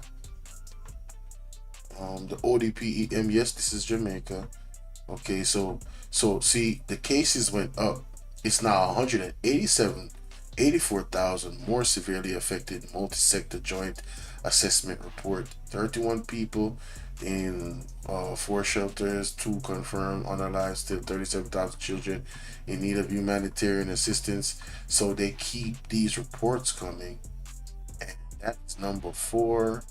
I don't know if that was the last report, but that's number 4. And I guess this is where he got his numbers from. So Edmund Bartlett, you did not know this, as I didn't, but you work in the government. When that man told you this statistic, you said, "Oh, really?" Man, we in trouble, bro. We are in trouble. Well, firstly, we recognize it as a challenge, and it's a challenge that is not peculiar to Jamaica, but that gives us no comfort. I'll tell you what's That peculiar absolutely to Jamaica, gives the us no scale of the comfort. problem. If you look at the homicide rate in Jamaica, it outstrips any other country with a significant population in the whole of Latin America and the Caribbean. Bro, he's not lying.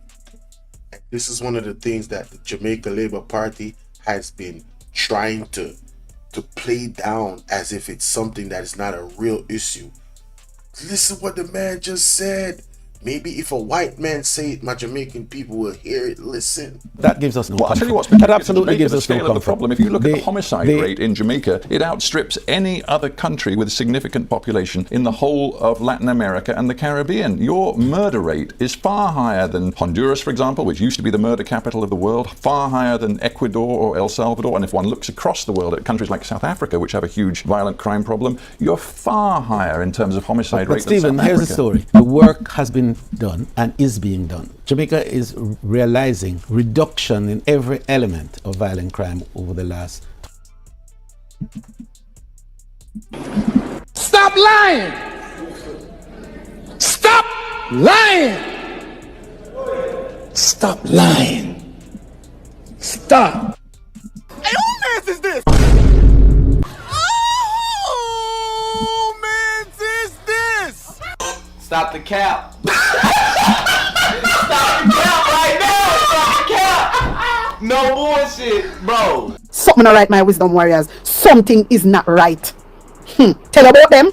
All lies will be exposed. That's all. And anyone who takes that the wrong way, know why they take it the wrong way. A corrupt government cannot liberate the people. If the head of the stream is corrupt, the entire river will be also. May God bless the great institutions of the country that keep the society together. May God bless the Integrity Commission that leads the fight against corruption in the land.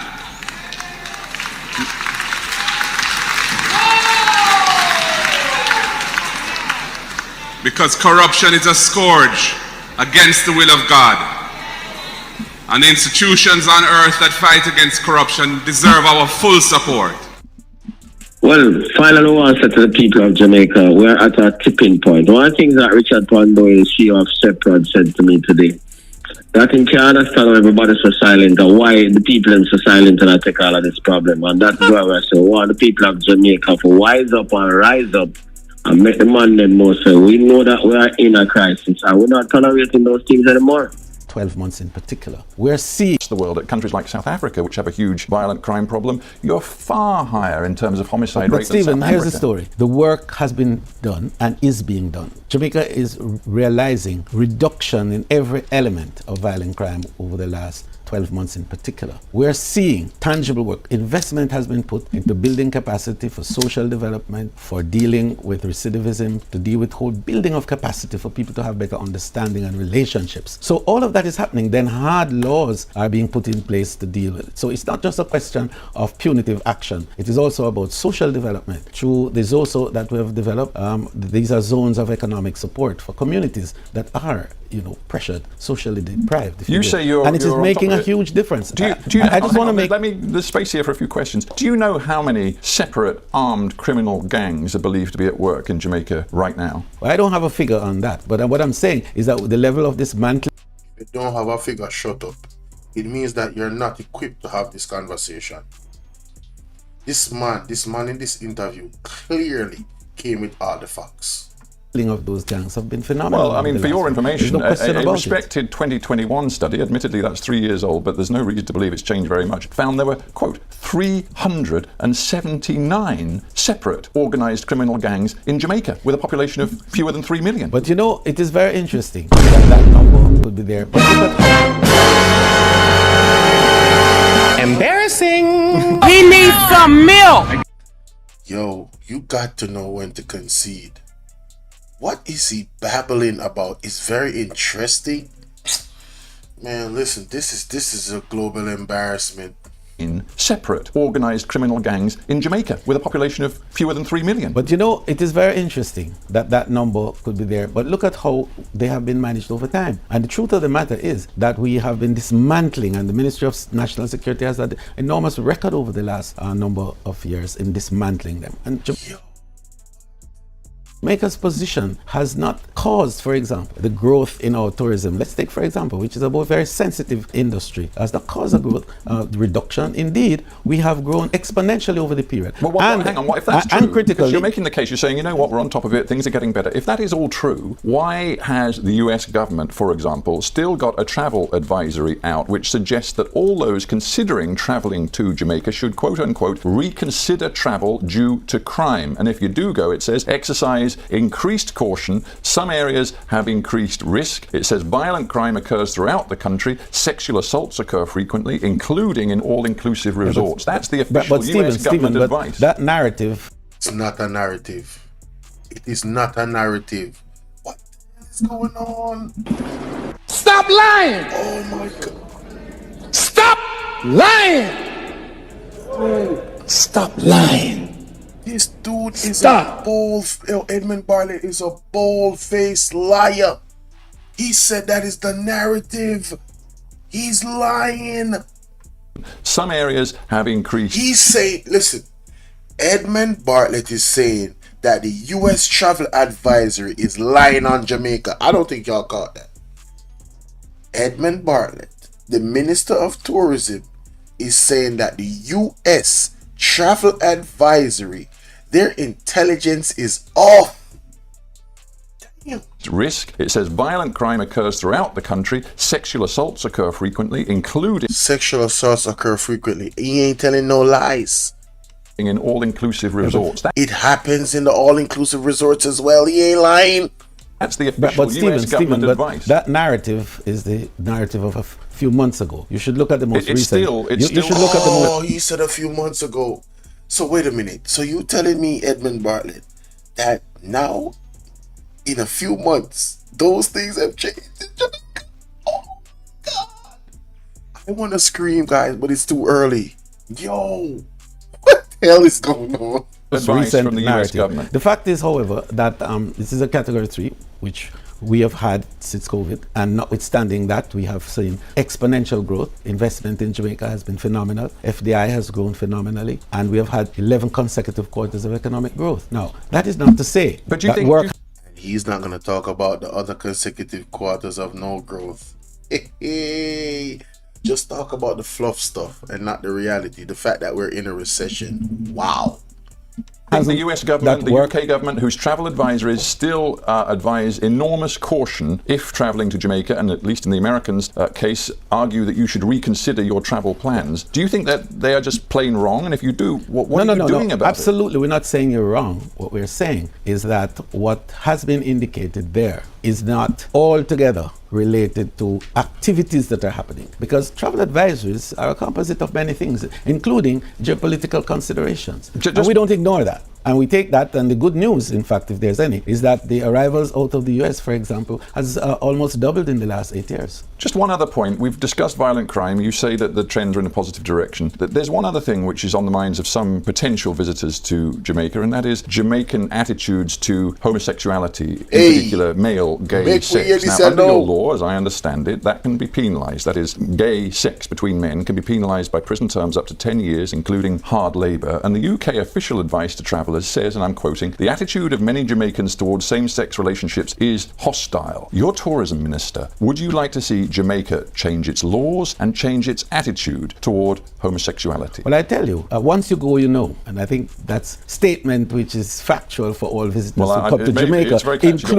including UK visitors. Once you know, today, go, you know, what do you mean? Once you go, you know how hospitable, how kind, and how responsive the Jamaicans are to all visitors of whatever class, race, creed, lifestyle, or orientation. And there's no question about that. If you're a gay man who chooses to holiday in Jamaica with your partner, you can, as I understand the law, be at risk of being locked up. Well, you'll be surprised if you ever come to see. And perhaps you should. Well, I'd love to come to Jamaica. Absolutely. I just want to be clear. Are you saying these laws, though they're on the statute book, mean nothing? Is that what you're saying? No. We're not saying that at all. But you know that laws are stated in relation to a number of factors. And indeed, laws have also timelines that go beyond what is current. And current situations sometimes reflect not necessarily what legal positions are.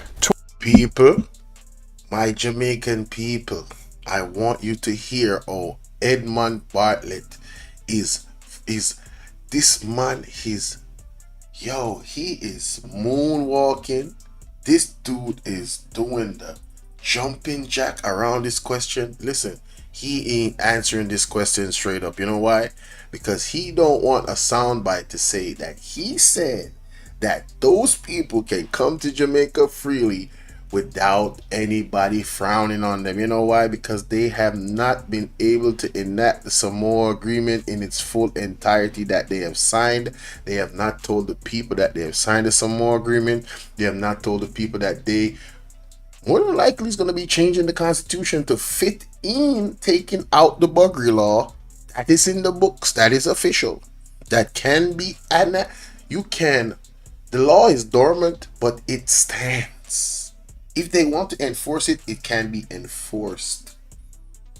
You know what I'm saying? I'm not saying that no gay guy is going to come to Jamaica and get beat up. I'm saying the reality is, my brothers and sisters out there that is from America and other places, Jamaica is not the United States.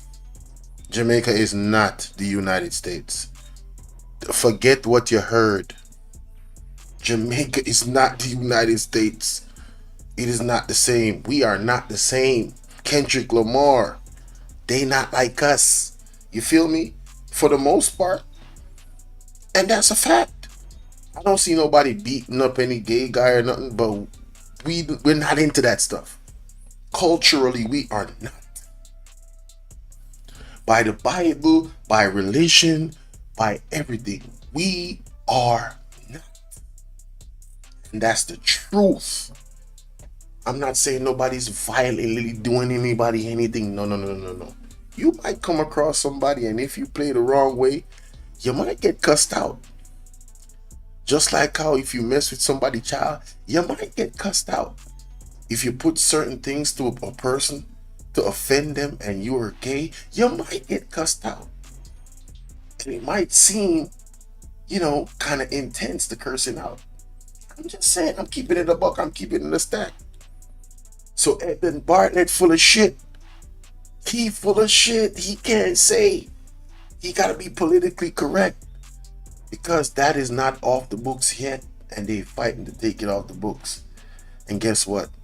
That's not the way of God. God is not going to allow that for Jamaica. Because God does not care about what seems right to men. What is right to God is what God is going to enforce. And God is going to enforce his laws here in Jamaica. Whether the international community likes it or not. God is not into that. He ain't. It's clear. It's all over the Bible. That's not hate speech. That's facts. You feel me? Talking about the law and talking about lawlessness, I think it's interesting to think about Jamaica in the wider context of your region. I mean, interesting things are happening in other countries. I'm thinking now of Central America, which is not so very far away, where various countries have tried to address violent crime, gangs and cartels, and a prominent country doing its utmost is El Salvador. Now there, the president has passed draconian new laws, which have seen him lock up, and I think this is right from my latest reading, up to 1% of the entire population. That is a vast number of young young males have been locked up because of their involvement in criminal gangs and violent crime. Homicides, as a result of this crackdown, have gone down from 53 per 100,000, still not quite as high as you in Jamaica, just as 2.4, i.e. a draconian crackdown works. Would Jamaica consider it? We're a democracy, and we have to respond. I mean, President Bukele in El Salvador, he was elected too. But we are a democracy from your Westminster system, and we rule essentially by the laws, as you know. And we think that managing our crime situation has to be a mix of many factors. Strong laws, strong action by way of policing, but strong social interventions as well. And that's a mix that Now let me read this travel advisory from the United States about Jamaica. It states here, ladies and gentlemen, as you can see, this is July 25th, 2024, still stands there at level 3. This is embarrassing. It says, reconsider travel to Jamaica due to crime, exercise increased caution regarding medical services. Some areas have increased risk. Read entire travel advisory. It says, violent crime occur throughout Jamaica. Tourist areas generally see lower rates of violence crime than other parts of the country. The homicide rate reported by the government of Jamaica is among the highest in the Western Hemisphere. Armed robberies and assaults are common. This is true. The U.S. Embassy routinely receives reports of assaults, including from U.S. citizens, tourist resorts. They literally receive the reports from the United States citizens, and Edmund Bartlett is gonna say that this is, you better not say this is not accurate. You're talking about this is months ago. What's the difference between just months ago? What is he talking about? Bro, this is embarrassing. It's embarrassing that these are the things that happen in the hotel. Look at this. Dudes don't know how to not put their hands on women. America is different. They go under a different type of law when it comes onto space and stuff like that. What they need to do is train not only the people that work in the hotels, but they need to have some type of social training in school where people respect each other's space and stop touching people all the time. Seeing a girl pass and you gonna grab her on her arm, baby, come at her. No, we need to change those things. If it's anything that we need to change, in my opinion, in Jamaica, is change how we deal with females. Yeah, it will serve us very, very well. So the travel advisory is on point. Yes, it is. And it advises people to carry their own medicine with them. You hear? That is how deep the their investigation went. You guys need to go read this. They know ears in Jamaica. They know what's going on. They're telling you, look at this. Spanish Town, Central Village, Knucklehead, Newland. Right? You talk about Clarendon, what all the parishes that stuff is going on. St. Anne Parish, Steertown, Boxfield, neighborhood near Orchard. This is an extensive research that the United States have done based off reports from citizens that have come here. Edmund Bartlett, tread softly, my friend. Right? When you can't go around the travel advisory, bro. Yeah, when you can't deceive the people them internationally, only can trick the people them at Jamaica. Jamaica is using to deal with the crime. But that and the indication Jamaica is not going to engage in. Is that what you're saying? Draconian lockdowns of that type would not go well with the kind of democracy that we have. Do you think you get enough help from the end? You hear what I'm saying? Basically, our constitution does not allow for our government to mistreat the people of Jamaica to try and stop crime. Thus why Mark Golding is in court with this government right now over the SOEs. User countries where the cocaine that passes through Jamaica is consumed, I'm thinking of the United States and Europe. Do you think you get enough help from them when it comes to cracking down on drug use, consumption? And do you think you get enough help, particularly from the United States, when it comes to stopping the flow of guns, weapons into your country? That's the problem. The real problem is stopping the flow of guns and weapons into the country. And so that there is need for much more ambition in this area, far more support to enable a significant cessation of flows into our space. Let me ask you about it. He did not just say that. Yo, he did not just say that. No way. No way. Facts and evidence. He did not just say that. He just walked into a minefield. Oh my God. I gotta play that back. Yo, I'm gonna play an audio for you right now. I ain't never heard such cap in my life. And the crackdown Jamaica is not going to engage in. Is that what you're saying? Draconian lockdowns of that type would not go well. Hey, shout out to my girl Roslyn in the building. What's up, love?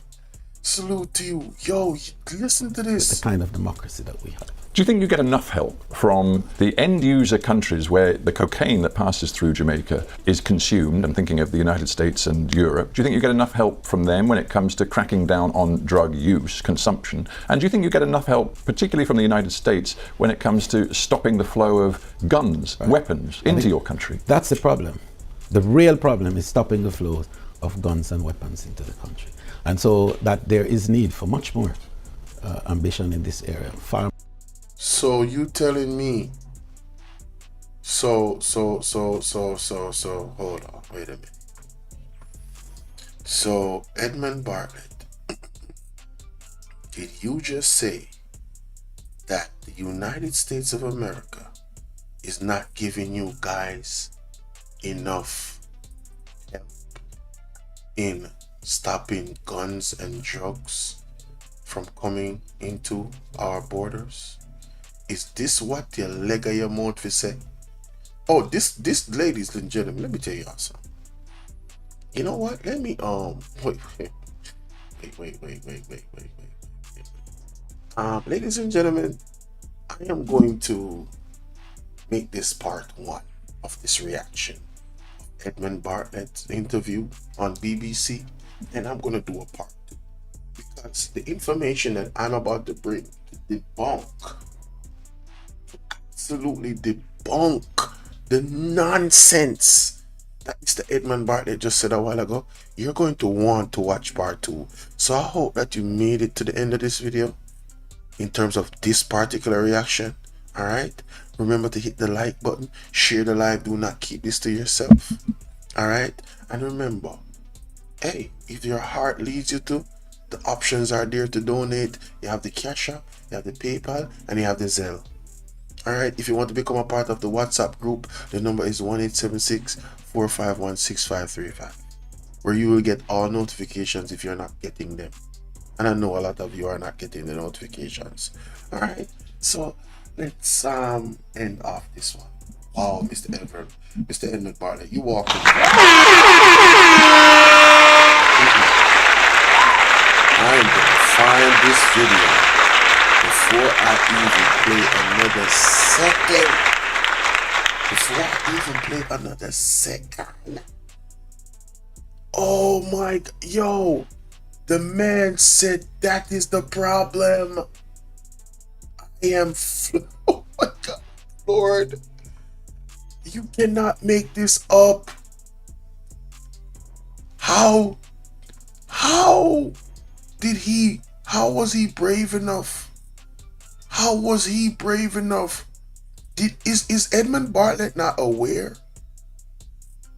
Yo, I did a video 1 month ago, and I found the video. Oh my God.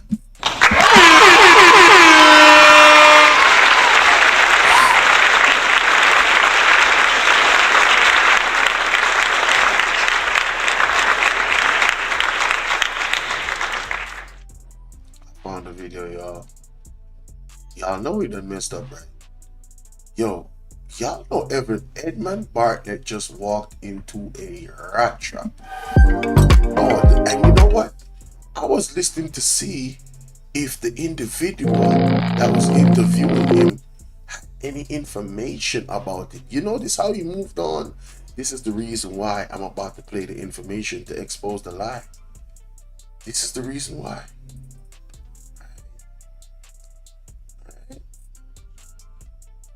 Let me see if I can start from here. These are all very pertinent questions, ladies and Here's one. 185 pounds of cocaine seized at Norman Manley International. And don't forget, remember the one that the big seizure over at Boscobel, Ian Fleming Airport. All I know is that they're internationally known for securing airport. You know, cut back on the resources, so yeah. So that we don't have a massive people. No, all that stuff. Right. Do we know if some security at Jamaica's airports, all of them? And so they decide on the personnel that are being used Sonia, to protect Trevor, there's the ports, no. Jamaica is fully corrupt, fully. things. Then who's gonna take over if we get rid of them? And there it is. I'm gonna show you something. All right, there.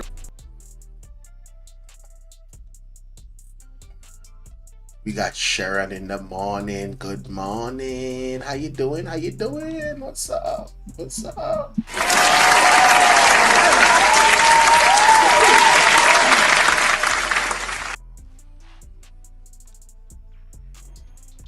Alright, people. This is part 2 of the reaction of Edmund Bartlett interview with the BBC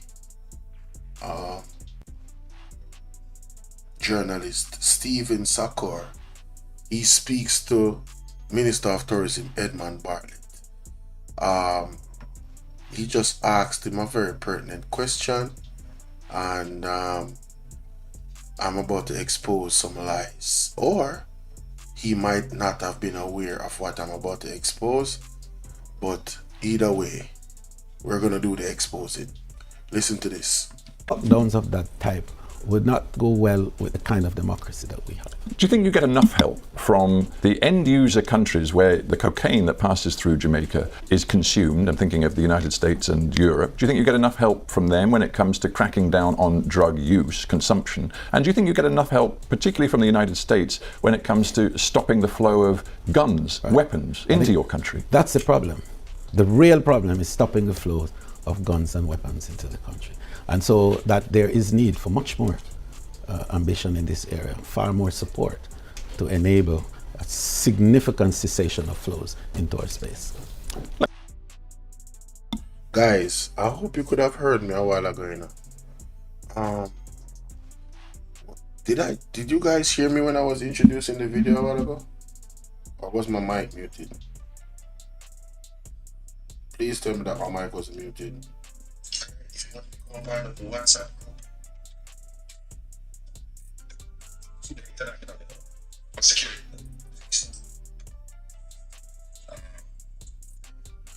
BBC. Oh yeah, you guys could hear me. Okay, cool. Just have to make sure. Listen. Let me just play that back again. Edmund Bartlett is saying that they need more help in that area. Problem. The real problem is consumed. I'm thinking of the United States and Europe. Do you think you get enough help from them when it comes to cracking down on drug use, consumption? And do you think you get enough help, particularly from the United States, when it comes to stopping the flow of guns, weapons into your country? That's the problem. The real problem is stopping the flow of guns and weapons into the country. And so that there is need for much more ambition in this area, far more support to enable a significant cessation of flows into our space. Let me ask you about it. So, Mr. Edmund Bartlett, in that audio, is suggesting that the real problem, ladies and gentlemen, is that the government of Jamaica is not getting enough help to stop the flow of guns and drugs in Jamaica. Right? Let us go to this audio. I have nothing more to say.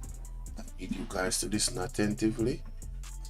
This is where you put on your listening caps, because again, I have already spoken in this video, so there's no reason for me to speak anymore more than let it play. So hear this. Is a group of people. Listen to this. Maybe it was a group of people. Listen. Called Port Management Security Limited. Julian, and they've been trained to intercept guns, illicit drugs, and other contraband from entering through the seaports. And not too long ago, their jobs, they were being made redundant. And here's one article. Here's the big secret about women. We want you to flirt with us. We even want you to get sexual with us, desire us. But here's the thing about women and flirting that every man needs to know, especially you. The way women flirt is totally different from the way that men flirt. So flirting with women the way you want to be flirting with will fail 99.9% of the time. For flirting to be effective for women, you have to flirt the right way that makes sense to her. So what is this right way to flirt with a woman? The right way is when she feels something about you, not thinks something about you. I'll repeat that because it's very important. Women want to feel something about you, not think something about you when they flirt. This is where most guys go totally wrong. They logically try to trigger a woman's attraction buttons and make her that Mr. Fitzjackson took on this issue. And I just say, but if these people have been trained to ferret out these things, then who's going to take over if we get rid of them? And there it is. Their success in intercepting legal goods was not solely due to the collaboration with the JCF and Jamaica Customs, but also owed greater to the specialized skill set and professionalism of their team. So that was one issue. Here is Mr. Fitzbade again asking to address the job security, because he's saying, look, you know, our borders are porous. These people are great at doing what they're doing, and so we need to have them continue doing what they're doing. I don't recall what's happened since then. This was March of this year. Here it is, Mr. Fitzjackson again. He's taking on the spite, and the government was going to take over port management security and put it under customs. And so there was some issue there. They're still arguing. At this point in March, we're still arguing about it, because here it is right here. Look at this sentence. It says, the decision to integrate PMSL services into the Jamaica Customs Department raises concerns among its over 85-member team, noting that the recent interception of 64 guns and nearly 1,000 rounds of ammunition underscores the crucial contribution they've made to national security. So that was their role. They had a specialized skill set. So and recently there was some, in the news, allegedly there was some barrels of gun that was found. If I'm not mistaken, I got some message about that. Yeah, the borders, the ports, not, no.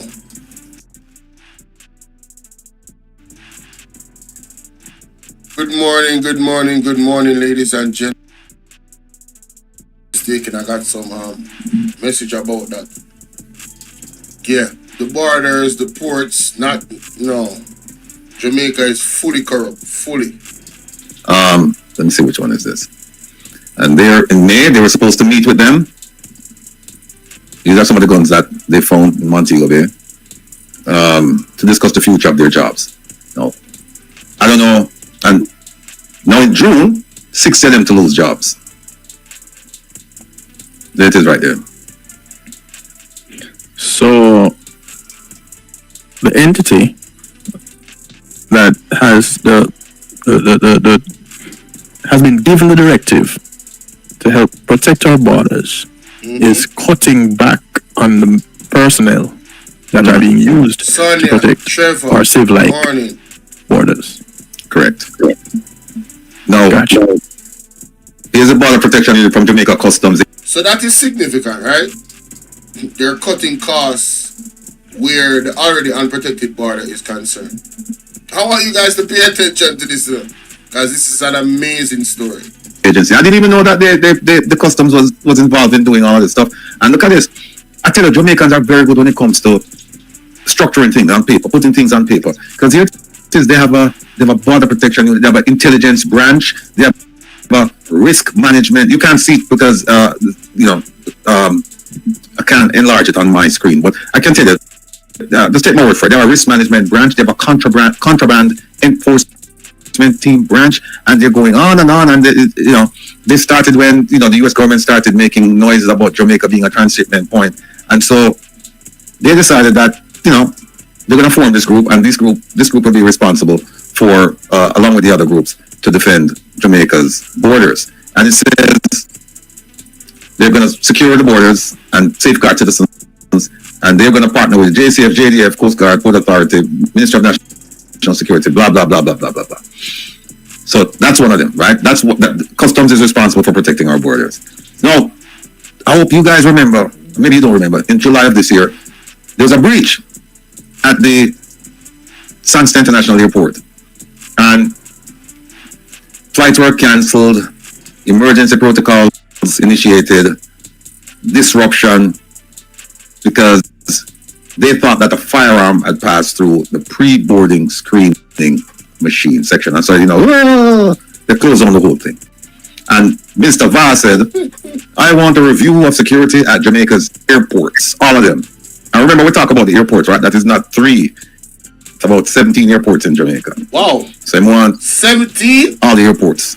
I want an assessment, security assessment done. Now, here's one of the problems. The Chinese, they manage the Freeport,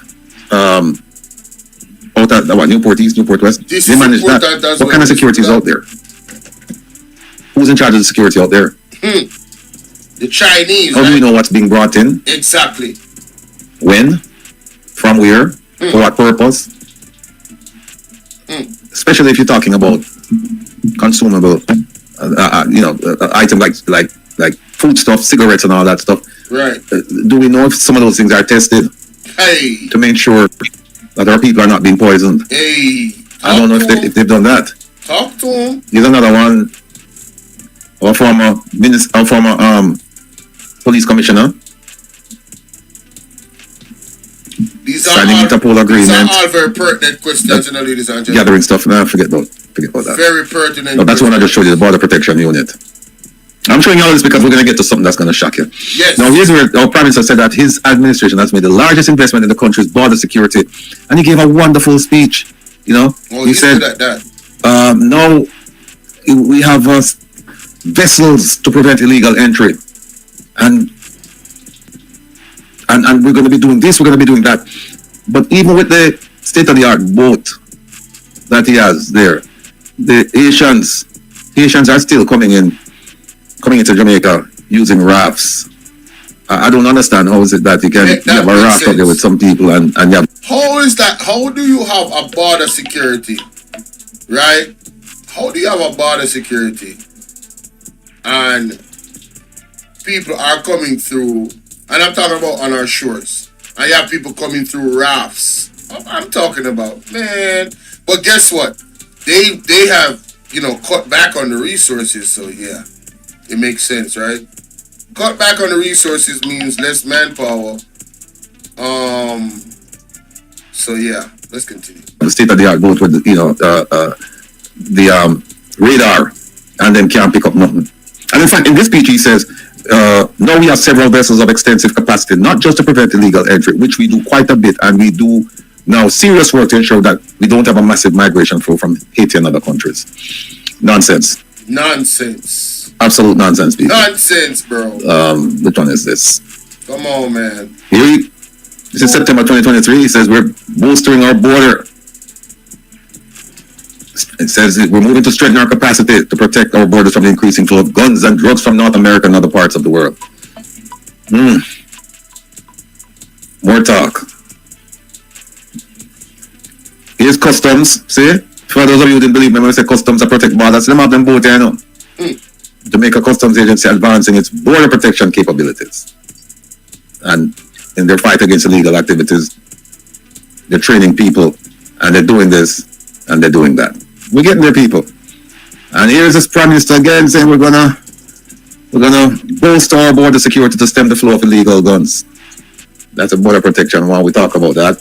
And look at this one. Jamaica pours 11 billion into border security, including coastal radar. Sheesh. Right? 11 billion. That's a lot. This was 2018, folks. 2018. March 29, 2018. Facts and evidence. Right? We're getting there. Stay with me. Stay with us. More nonsense from the Prime Minister. Oh, let's forget that one there. Not that. All right. Here's one. 185 pounds of cocaine seized at Norman Manley International. And don't forget, remember the one that the big seizure over at Boscobel, Ian Fleming Airport, where we were promised that arrest would soon be made by our former Deputy Police Commissioner, Mr. Fitzbailey, who's now, I think, acting police commissioner down in the Turks and Caicos. I don't think the Turks and Caicos people did their due diligence. But he said that he was going to make an arrest, that the JCF was on the verge of making an arrest for years now. And nothing has happened. And if you notice, they're finding drugs all over the airport. But tell me when was the last time you hear them arrest somebody? That part. You always hear them say they're going to, they want to. Nothing happens. No, this is an indictment on us, the Jamaican people, to be honest with you. You know. We have they just, listen to what the man just said. Who is, like, where's the journalism? Like, you know what I'm saying? Yo, this is crazy, bro. Why do I go through all the trouble to show you all of that and talk to you about our border security? Not to mention, you know, the ports. We didn't talk about the ports yet. Why do I go through all of the trouble and tell you all of that? Because, wait there. I'm going to show you a document now that would have solved all of these problems. The problems at the airport, where they can't, drugs show up there and they can't figure out who brought the drugs there. No arrest, not like that. All right. So, this is important. He just showed you the problems in Jamaica where drug smuggling and all of that is going on, right? And what the Prime Minister promised, right? And now he's going to show you the solutions that was presented to the Prime Minister some years ago. Raslin said, we have been sold out hook, line and sinker. We have became puppets. You never tell a lie. But it get worse. Wanna listen? Let's go. I'm going to show you a document now, right? But before I show you the document, let me tell you this. There's a company called Secure Report. I don't work for them. I'm not looking at a job from them. All I know is that they're internationally known for securing airports. And if you drive on, those of you who live in the DMV area, if you take 495 as if you're going to Dulles Airport, and about maybe 5 minutes before you get to the airport, look to your right. And you look to your right, you know you're going to see there's a big building there. There's a Rolls-Royce dealership. It's the big sign, Rolls-Royce dealership there. Next to the Rolls-Royce dealership sign, you'll see Secure Report. That's where I think that's their main location. They provide security services all over the place, all over the world. We're going to show you all of that. But here's what happened. On June 22nd, 2018. 2018, you know, listen. They met with the leader of the opposition, Dr. Peter Phillips, and they met with his assistant, Mrs. Imani Price. Okay. And the purpose of that meeting was to provide a proposal. Right. Say, this is what we can do, this is how we'll do it, this is how it will help Jamaica. And this is how it will help Jamaica's standing in the world as far as security. Right. On the same day, June 22nd, 2018, they met with the Minister of Security. Who was the Minister of Security? Dr. Chang. Dr. Chang. Dr. Chang, that is alleged to have some emotional damage, alleged criminal background in America. There's a Wikipedia link that describes him into, I believe it's organized crime. Yes. And he's our Minister of Security, I believe. Listening, I want you guys to pay attention. It is important for you to know these things that we're going through. And just write it down on a piece of paper, everything what I say. And you see when we finish the live stream, when you look back on the piece of paper and go, holy ish. Let's continue. They met with him and his team and they explained the whole proposal.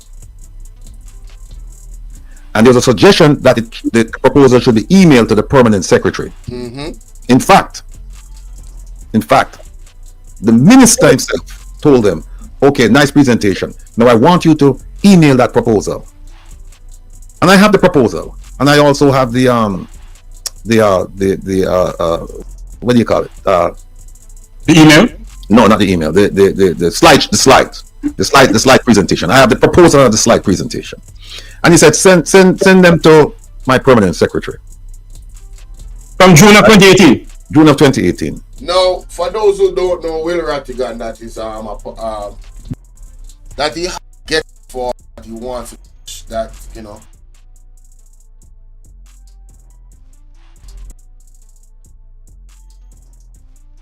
Service, right? And guess what? He's a former, you know, to his Jamaica, what do you call it? So then it was very effective in there's a clip that he says, and it's the commissioner of police. So I am now concluding, ladies and gentlemen, based off those, you know, different things, that obviously is not serious about the security of Jamaica because of these two instances. And what has happened is that crime has escalated in Jamaica far beyond our imagination. We are now in the realm of mass unaliving.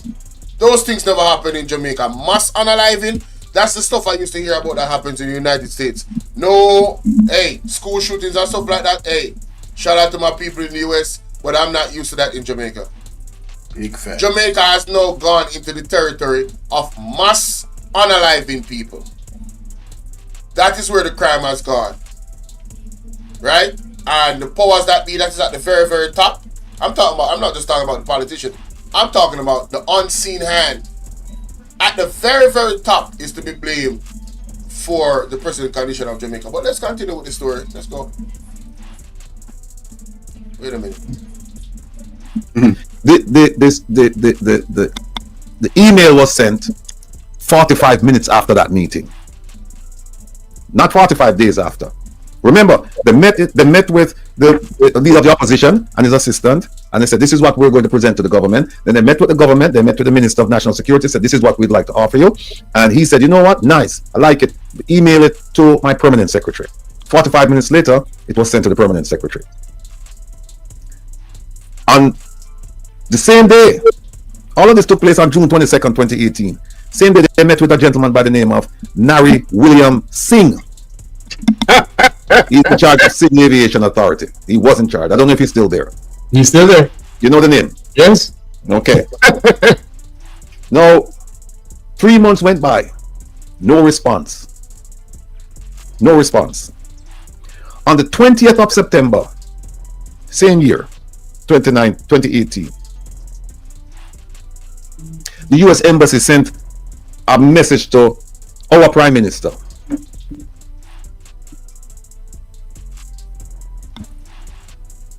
For him to meet with secure report people, because the U.S. Embassy, remember now, the Jamaican government has been interacting with its international partners regarding border security.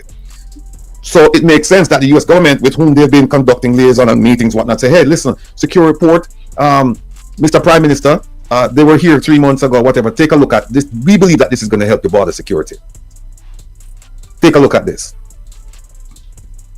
And they were also asking, why is it that we haven't heard anything after 3 months?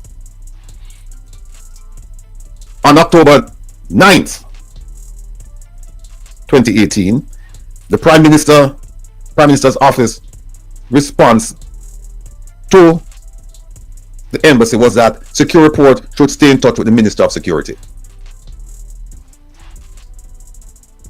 Hold on there. Hold on. Secure Report met with former opposition leader Dr. Peter David Phillips and Imani Duncan Price. Okay.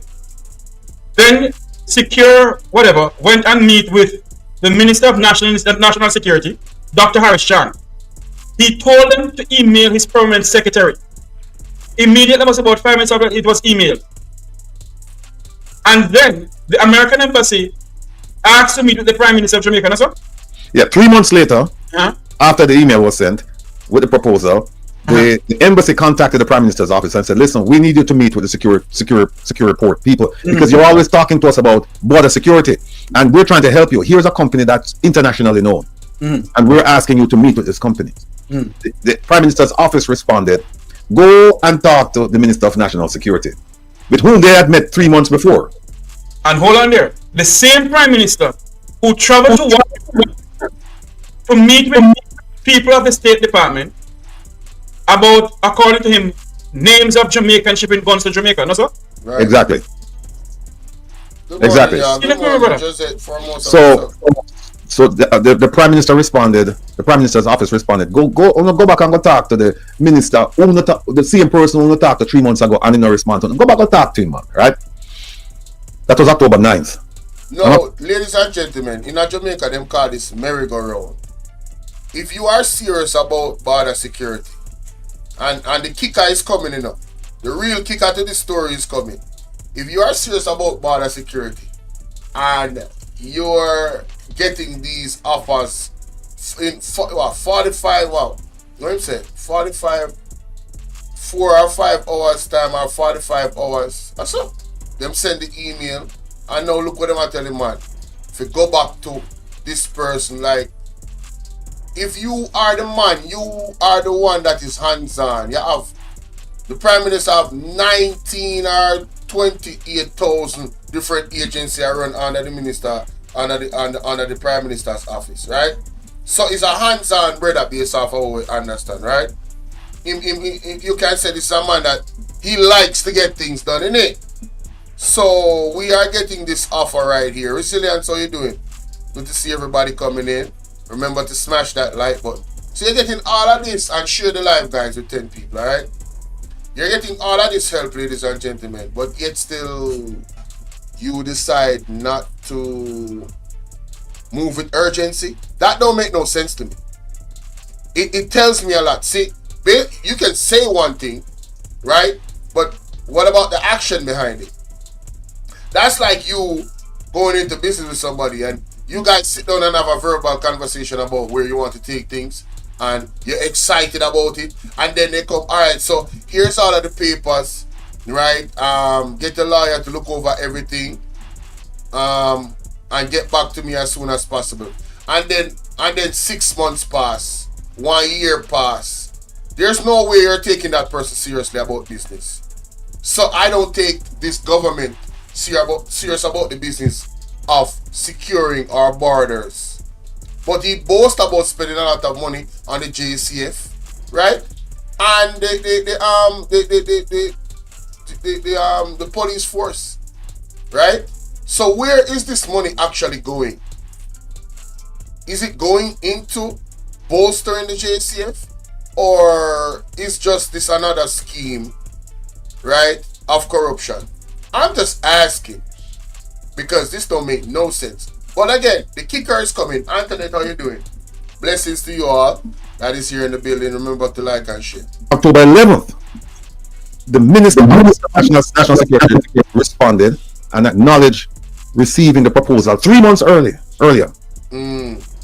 Yeah, sent an email and he said, yes, we received your email that we asked you to send to us with the proposal. We received it 3 months ago. And that was it. 3 months ago, them get the proposal. Listen to the proposal. So tell me something now, Mr. Rattigan. Listen to the proposal. As a retired former FBI special agent. You hear that? When you read... Retired former special FBI agent. That is Mr. Rattigan, the gentleman in the glasses. Well, the one in the blue shirt. All of this, sir. It's your program, not mine, but you know, I have to answer the question. When you read all of this, Mr. Rattigan, what does that say to you? Does that look like the Jamaican government wanted to solve crime in Jamaica? Nope. You know, when I'm looking at the timeline and I'm looking at the communications between them, between Secure Report and the government, I have to say no, they're not interested, because here it is that you and by the way, Mr. President, but by the way, they went to the US government, you know, and said, listen, we need help because too much guns and drugs are coming and we need help. Right. And it is my understanding that they even send a man to Southcom, right, where the military have them satellites and things, you know, scan the Caribbean. Them send a man if you go watch and see what going on. The man they must be blind because plane a flying in Jamaica like it a go out of style and a crash land and nothing at all. Nothing. So they go to the Americans and say, we need help. The Americans say, okay, fine, we don't need help. Here is somebody that we use. Here is somebody that we think would be useful for your purposes to protect your borders. We go ask them, and we ask the Americans for help, and them say, okay, here it is. Context so when the man them matters. come and the man them show them what them can do. When the man them show them, I don't know, DBDB security people, them right. Most of these people who work for security port, they are retired federal agents. Whether them come from Homeland Security, FBI, DEA, ATF, whatever. That's their composition. That's how they make up, right? So they know about security. So the man them tell them the things them can do. I don't know if it frightened them and them say no. Yes, Ratty frightened them because they don't want them to come in there, Remember the former world class ministers, FBI is coming on to investigate SSL, So they don't want that in there because if that ever happens, God help them, No. So from 2018, nothing. Government not deal with security. Wow. Now I am going to show you the proposal. Listen to this. But before I show you the proposal, I'm going to give you the conclusion first. I'm going to give you the conclusion that I'll show you. I want you to tell me, Marlon, good morning. Mr. Jeffrey Tavares and all of our family members in the chat who can talk to it, because we're going to take phone call for the program. I want you to tell me, because it costs money now.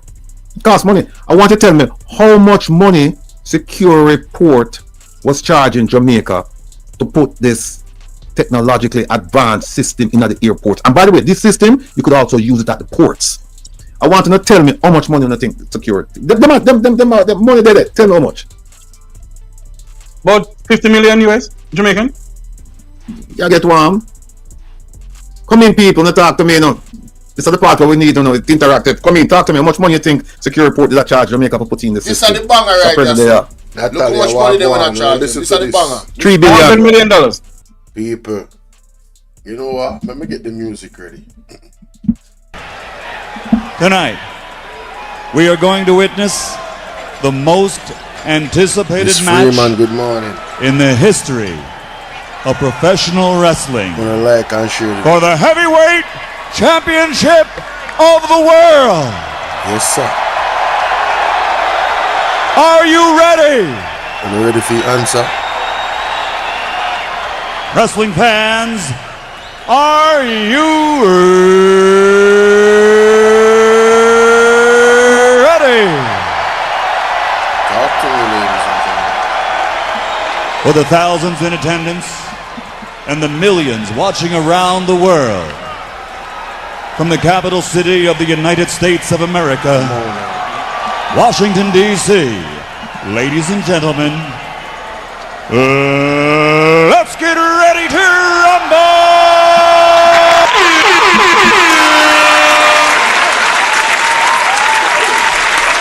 Anthony G said less than 1 trillion. That is.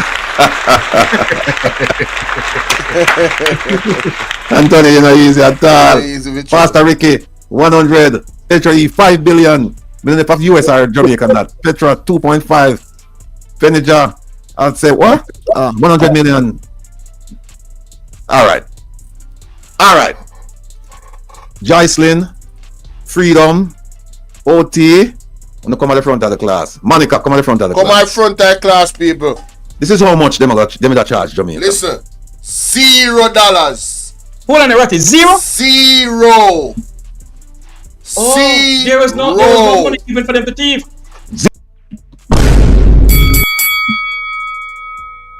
Embarrassing. He needs some milk.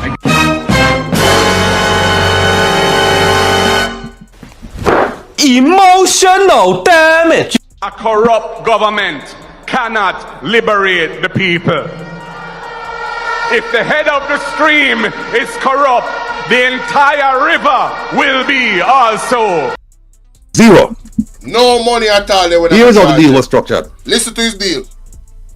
Secure Report said, this will cost the Jamaican people and the Jamaican government zero. Here's how we all make our money. Listen. The tourists them come to Jamaica. If the airline ticket costs $200, we have to put on a like $5 upon each ticket. So we make our money. We make our money off of international travelers coming to Jamaica. And them now go feel it because remember them used to charge departure tax, And you have to pay it when you leave, Now they put it on the ticket so you don't feel it. Because them used to have problems with people say, me no money. I'm more right. So the man, they don't charge them. They don't charge international travelers coming to Jamaica. So they will put like a little $5 on each ticket.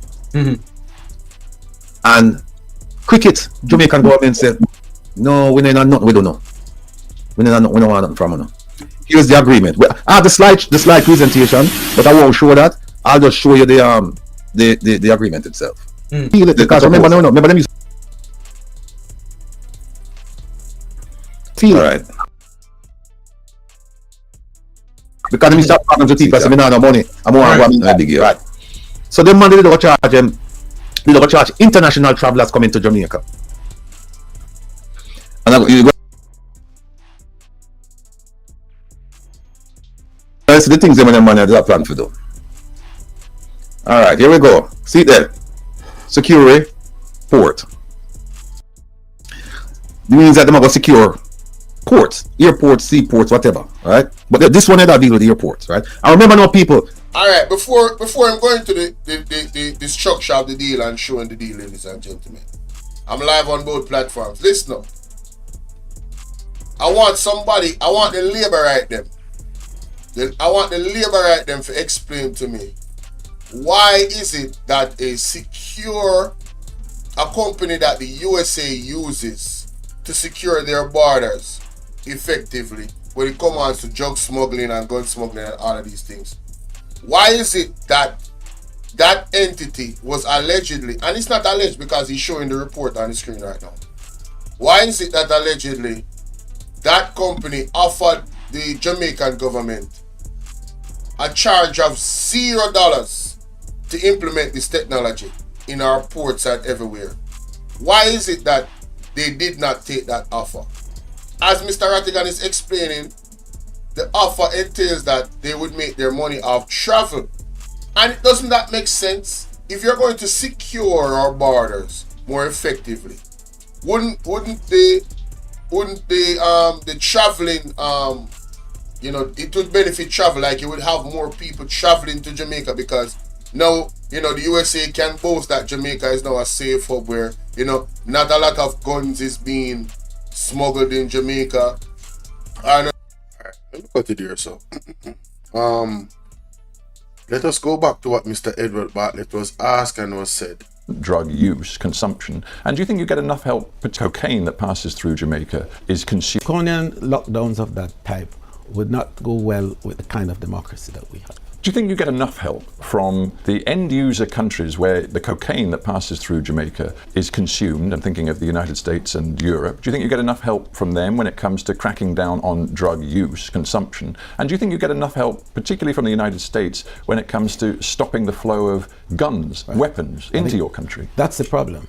The real problem is stopping the flow of guns and weapons into the country.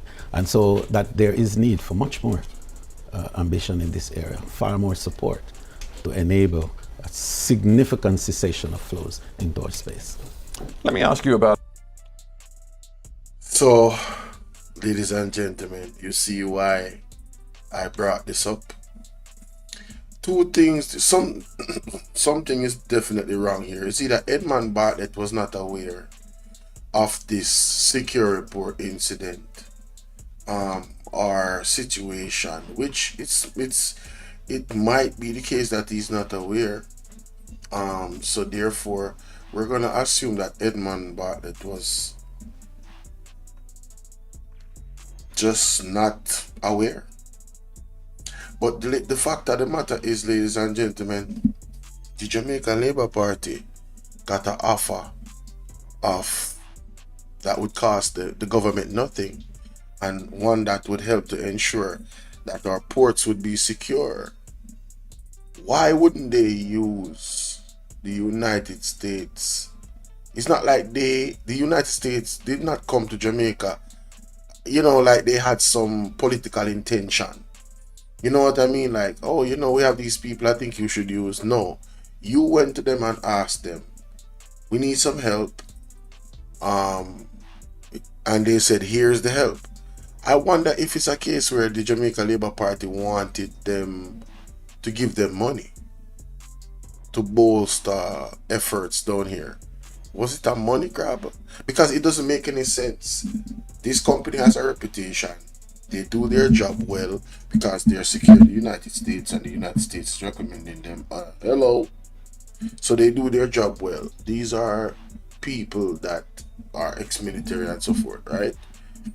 So why wouldn't the Jamaica Labour Party, Horace Chang and Johannes, definitely knew about this. His office definitely knew about this according to reports. They met. They spoke. Basically, the company was ghosted. You know how you meet a girl and you guys went on a date for the first time and she just lost your number and you're trying to reach her and she never responds? That's what they did to Secure Report. And it's weird how the girl just didn't call you back because you showed her a good time. You know, you're a good looking person. I'm just using that as an example. It's like you're wealthy, you're rich. Why wouldn't she actually call you back? You don't, you got good hygiene, all that good stuff. You're tall enough. You know what I'm saying? Everything that most things that a woman would want. You're kind, you're a gentleman. You feel me? You know what I'm saying? It don't make no sense. So Patrick Godfrey, yes, it is shocking. Man, listen, you can't make this up, boy. You cannot make this up. Now, what I want to do is I want to tighten up that reaction because this is the main story this morning. Real talk. This right here is the main story. So I want to tighten up that reaction. And I know exactly how to do it. And I'm going to be doing some searches. So when I present it to you guys, it's going to hit different, Yeah,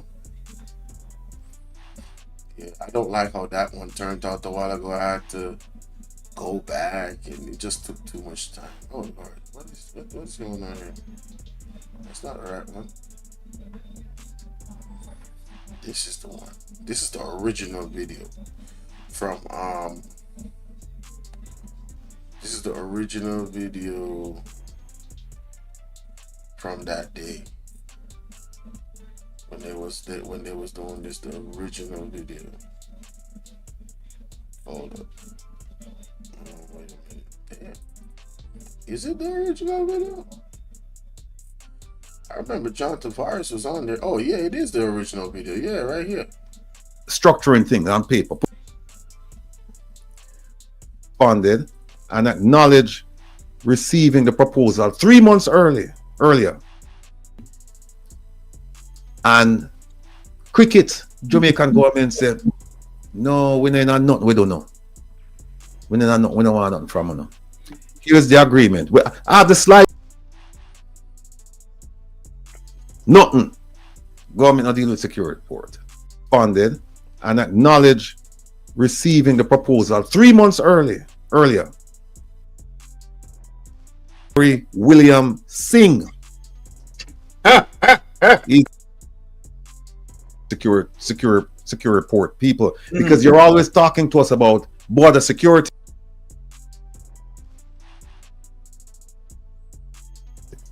So the man them tell them the things them can do. I don't know if it frightened them and them said no, we can't. When the man them show them, hold on, guys. So them go to my understanding. This is gonna be worth it. I have to say no, they're not interested because I have to go to the. It's your program, not mine. But I have to answer the question. When you read all of this, Mr. Rattigan, what does that say?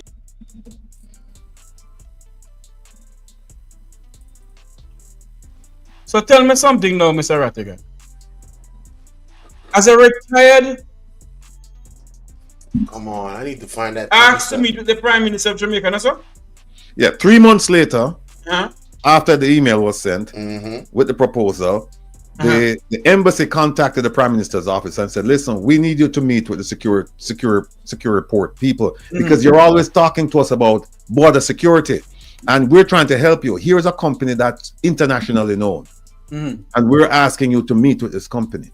The Prime Minister's office responded, go and talk to the Minister of National Security, with whom they had met 3 months before.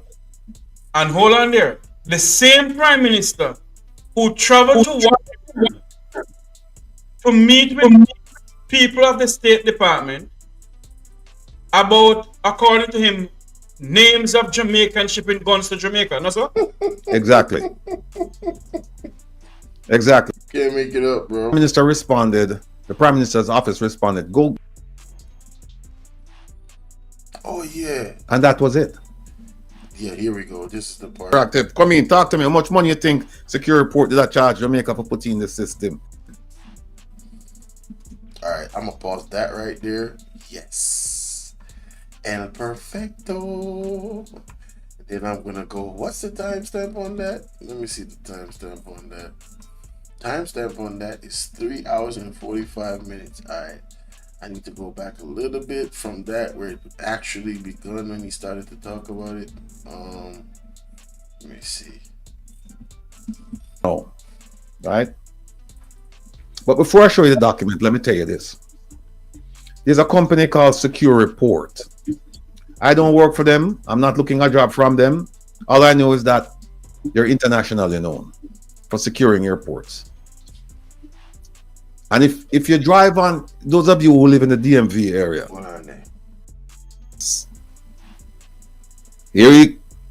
this is September 2023. He says we're bolstering our border. It says we're moving to strengthen our capacity to protect our borders from the JCF, JDF, Coast Guard, Port Authority, Ministry of National.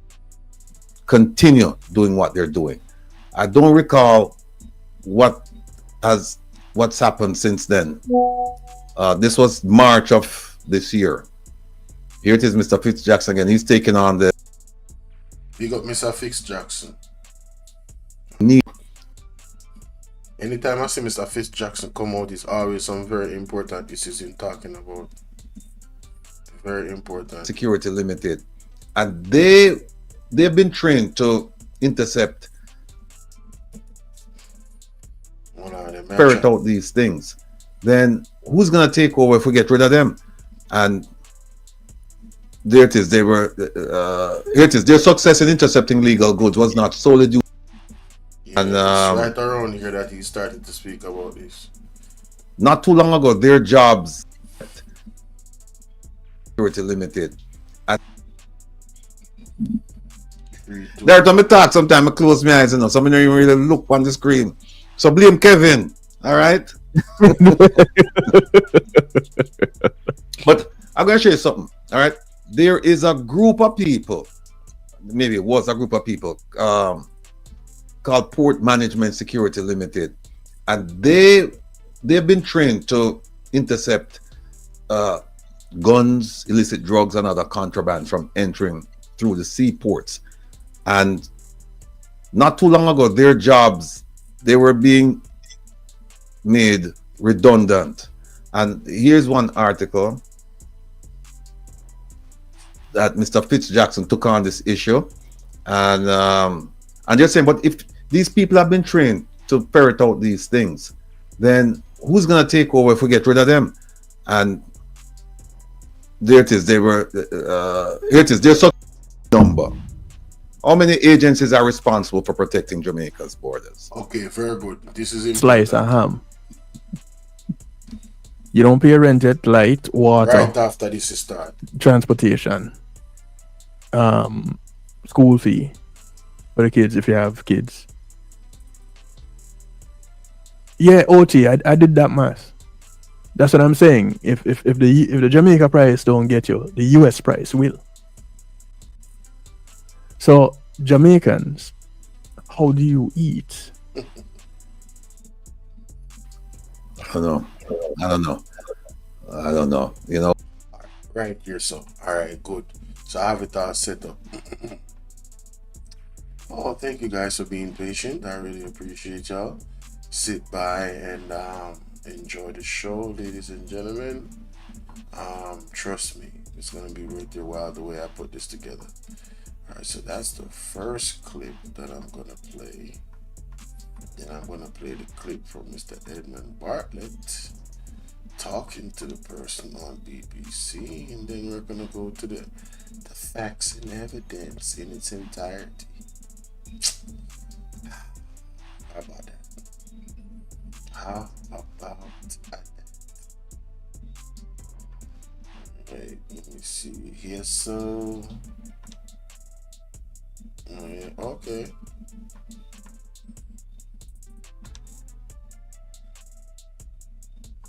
All right, cool. Ready.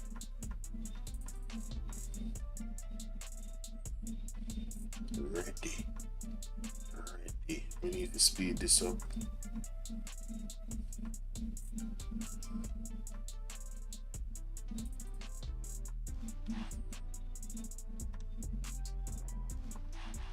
Then maybe. Yeah, I need to do my little intro. Make this official. You see how much work we do? Stuff is time consuming. I'm just glad a lot of y'all appreciate what we do out here in these streets to present the information effectively, so people can, one, understand, and two, do their own research to gain more understanding, you know. Alright, it's your brother Bolo V&R, and I want to react today to a specific thing, one specific response that Edmund Bartlett had on his interview with the BBC journalist Mr. Stephen Sakor. Alright, this was on 11th of November 2024. I did not even know that this interview happened until recently. So I want to react to something that was said, ladies and gentlemen. Let's get into it. Listen to this. The flow of guns and weapons into the country. And so that there is help from them when is that what you're saying? Draconian. Hold on. Before I even do that, let me play this clip from Mr. Rattigan. Ladies and gentlemen, follow me on all platforms, yes. Cash App is available, PayPal is available, and also the Zelle is available, yes. Alright. My WhatsApp number is 1-876-451-6535 if you want to join the WhatsApp group, or you want to reach out, or you have any questions. Alright, listen to this. Come in, people, not talk to me, no. This is the part where we need to know, it's interactive. Come in, talk to me. How much money you think Secure Report did a charge Jamaica for putting in the system? It's a president. $3 billion. $100 million. Anthony G said less than 1 trillion. That is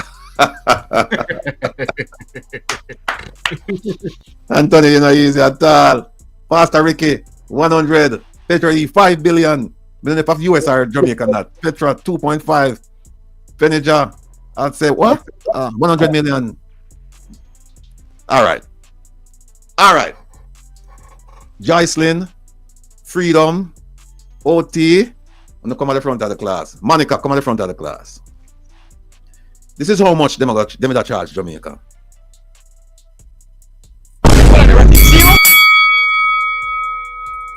Oh, there was no money even for them to thief. Zero. Here is how the deal was structured.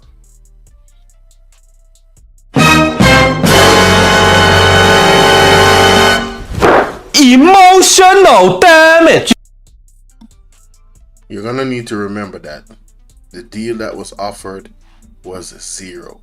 Listen to this. They were not gonna pay $1 to secure our borders.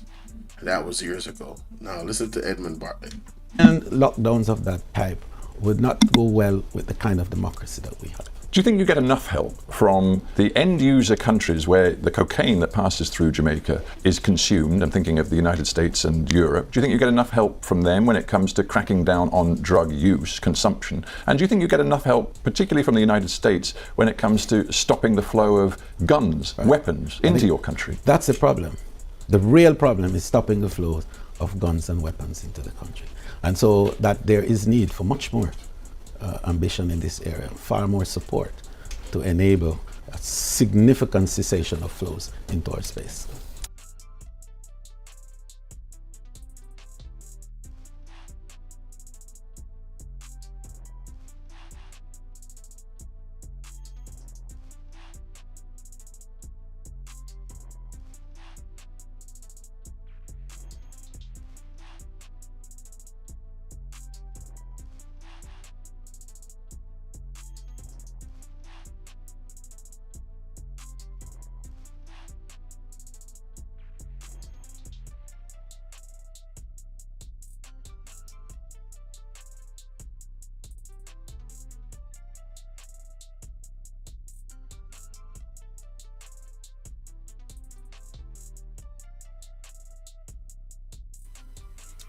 I don't know. You know what? This is so depressing. We could just... Oh man, no, yo, I was talking the whole time, bruh. Oh man, I'm pissed. I am so pissed. I'm super pissed. Y'all don't understand how pissed I am. Y'all don't understand how pissed I am. Them that charge Jamaica. Y'all don't understand how pissed I am. Hold on, Ratty. 0? Y'all don't understand how pissed I am. OT, when you come at the front of the class. Monica, come at the front of the class. Dummy. It's good, man. Oh my, you know what? I'm gonna do a reaction to Damn D's video. Yeah, I'm gonna do a reaction to Damn D's video. I'm not gonna do it on here, but I'm gonna do a reaction after this. This is ridiculous, bro. I can't believe I just did that. I just messed up. I really just messed up. I messed up. That transition was bad.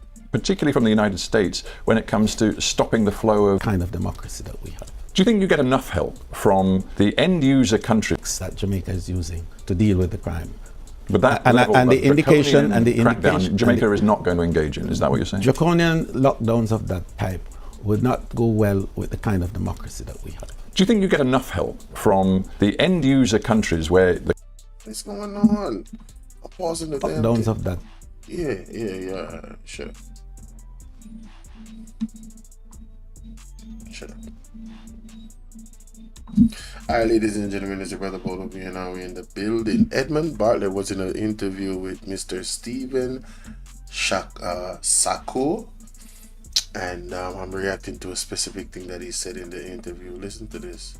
Type would not go well with the kind of democracy that we have. Do you think you get enough help from the end user countries where the cocaine that passes through Jamaica is consumed? I'm thinking of the United States and Europe. Do you think you get enough help from them when it comes to cracking down on drug use, consumption? And do you think you get enough help, particularly from the United States, when it comes to stopping the flow of guns, weapons into your country? That's the problem.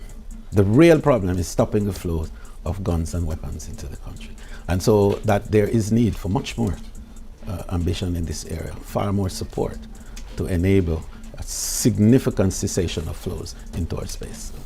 Let me ask you about Now, as you can see, Mr. Stephen Sacco, well, as you can hear, Mr. Stephen Sacco moved away from the question, ladies and gentlemen, because, well, I guess, like many of you that are watching me right now, you were not aware of this bit of information. 5 billion. But then if US or Jamaica not. Petra 2.5. Veneja, I'd say what? 100 million. All right. Joycelyn, Freedom, OT. When you come at the front of the class. Monica, come at the front of the class. This is how much them that charge Jamaica. What can go so? What can go so? What can go so? Hold on, Ratty. 0?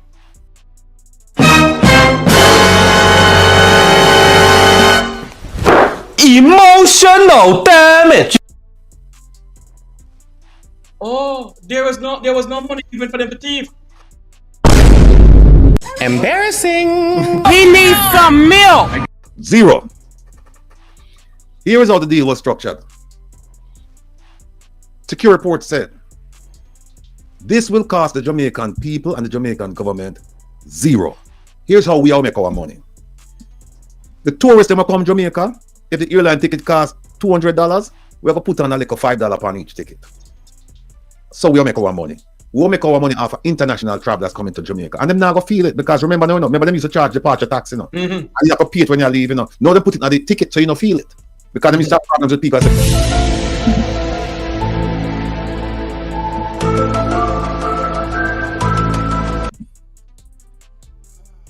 Before we go into that, ladies and gentlemen, let's go to the full details to make this make any sense whatsoever. How did we come to the point of a company saying to us, we are going to give you $0. We're going to take $0 from you, the government, to secure your borders. Here is what we're going to do. Every person that flies to Jamaica, all you got to do is add on a type of cost to their airline ticket, and that will pay the company. Seeing that Edmund Bartlett said in that interview in 2024 that we needed a lot of help in the area, how is it possible? I just saw another victim. Never mind. So Edmund Bartlett, how did he come to say that they need more help? But when the help was presented, how did they not take this help? Well, let's see how it developed. Listen to this. So Jamaicans. I don't know. You know what? This is so depressing. We could just move on to this story, Kevin. Wait, Simon, who this? Simone where? Oh, yeah. The to find the GoFundMe, you want to go to, you can do standupforjamaica.org. That's the website. Standupforjamaica.org. You can, on social media, you can put Stand Up for Jamaica, and I know on Instagram, if you do it, you'll see the link for the GoFundMe. You can just click on that and it will take you to the GoFundMe. But Stand Up for Jamaica is where you want to go and get connected. All right, that's what you want to use. All right, let me ask all of you this question. Jamaica's borders. Who's in charge of protecting Jamaica's borders? Let me just ask you if you know, and you know what? I won't even ask you to name me the agencies. Just tell me the number. How many agencies are responsible for protecting Jamaica's borders? Because if I ask you for the names, 99.99% of you will get it wrong. So when you say the organizations are how many? You mean it's more than one? Isn't just the Ministry of National Security take care of that? Agencies, not ministries. How many agencies? So okay, the agencies how many entities in Jamaica are responsible for protecting Jamaica's borders? Let's see, the Coast Guard. Bolo said no clue. I didn't even think our borders are protected. Hey, that's not yo, that part about is serious. Yeah, there's another one. Monica said the Don control. Yeah. OT is the Minister of Security. OT, I'm talking about entities now. JCF and Jamaica Customs are two. The Coast Guard. You can't leave out the Coast Guard. All right. Let me go to the answer. It's the JCF, the JDF, and Customs. So who the Coast Guard fall under? Coast Guard would fall under Customs because they have the Marine Police. You have the Marine under they have the Marine Police under JCF, and then you have the JDF. They have their own Marine thing. Customs, they have their own, and I think the Coast Guard come under Ministry of National Security, as does the JCF. Here's why. I said 3 and you didn't answer. Dirt, you'll kill me now because Dirt, when I talk sometimes I close my eyes enough, so I don't even really look on the screen. So blame Kevin, all right? But I'm going to show you something, all right? There is a group of people, maybe it was a group of people, called Port Management Security Limited, and they've been trained to intercept guns, illicit drugs, and other contraband from entering through the seaports. And not too long ago, their jobs, they were being made redundant. And here's one article that Mr. Fitzjackson took on this issue. And they're saying, but if these people have been trained to ferret out these things, then who's going to take over if we get rid of them? And there it is. Their success in intercepting legal goods was not solely due to the collaboration of the JCF and Jamaica Customs, but also owed greater to the specialized skill set and professionalism of their team. So that was one issue. Here is Mr. Fitzbailey again asking to address the job security, because he's saying, look, our borders are porous. These people are great at doing what they're doing, and so we need to have them continue doing what they're doing. I don't recall what's happened since then. This was March of this year. Here it is, Mr. Fitzjackson again. He's taking on this fight, and the government was going to take over port management security and put it under customs. And so there was some issue there. They're still arguing. At this point in March, they were still arguing about it, because here it is right here. Look at the sentence. It says, the decision to integrate PMSL services into the Jamaica Customs Department raises concerns among its over 85-member team, noting that the recent interception of 64 guns and nearly 1,000 rounds of ammunition underscores the crucial contribution they've made to national security. So that was their role. They had a specialized skill set. So let me see, which one is this? And there in May, they were supposed to meet with them. These are some of the guns that they found in Montego Bay, to discuss the future of their jobs. Now, I don't know. And now in June, 60 of them to lose jobs. There it is right there. So the entity that has has been given the directive to help protect our borders is cutting back on the personnel that are being used to protect our sieve-like borders. Correct. Now, here's the border protection unit from Jamaica Customs Agency. I didn't even know that the customs was involved in doing all of this stuff. And look at this. I tell you, Jamaicans are very good when it comes to structuring things on paper, putting things on paper. Because here it is, they have a border protection unit, they have an intelligence branch, they have a risk management. You can't see it because I can't enlarge it on my screen, but I can tell you, just take my word for it. They have a risk management branch, they have a contraband enforcement team branch, and they're going on. And they started when the U.S. government started making noises about Jamaica being a transshipment point, and so they decided that they're going to form this group, and this group will be responsible for, along with the other groups, to defend Jamaica's borders. And it says they're going to secure the borders and safeguard citizens. And they're going to partner with JCF, JDF, Coast Guard, Port Authority, Ministry of National Security, blah, blah, blah, blah, blah, blah, blah. So that's one of them, right? That's what Customs is responsible for, protecting our borders.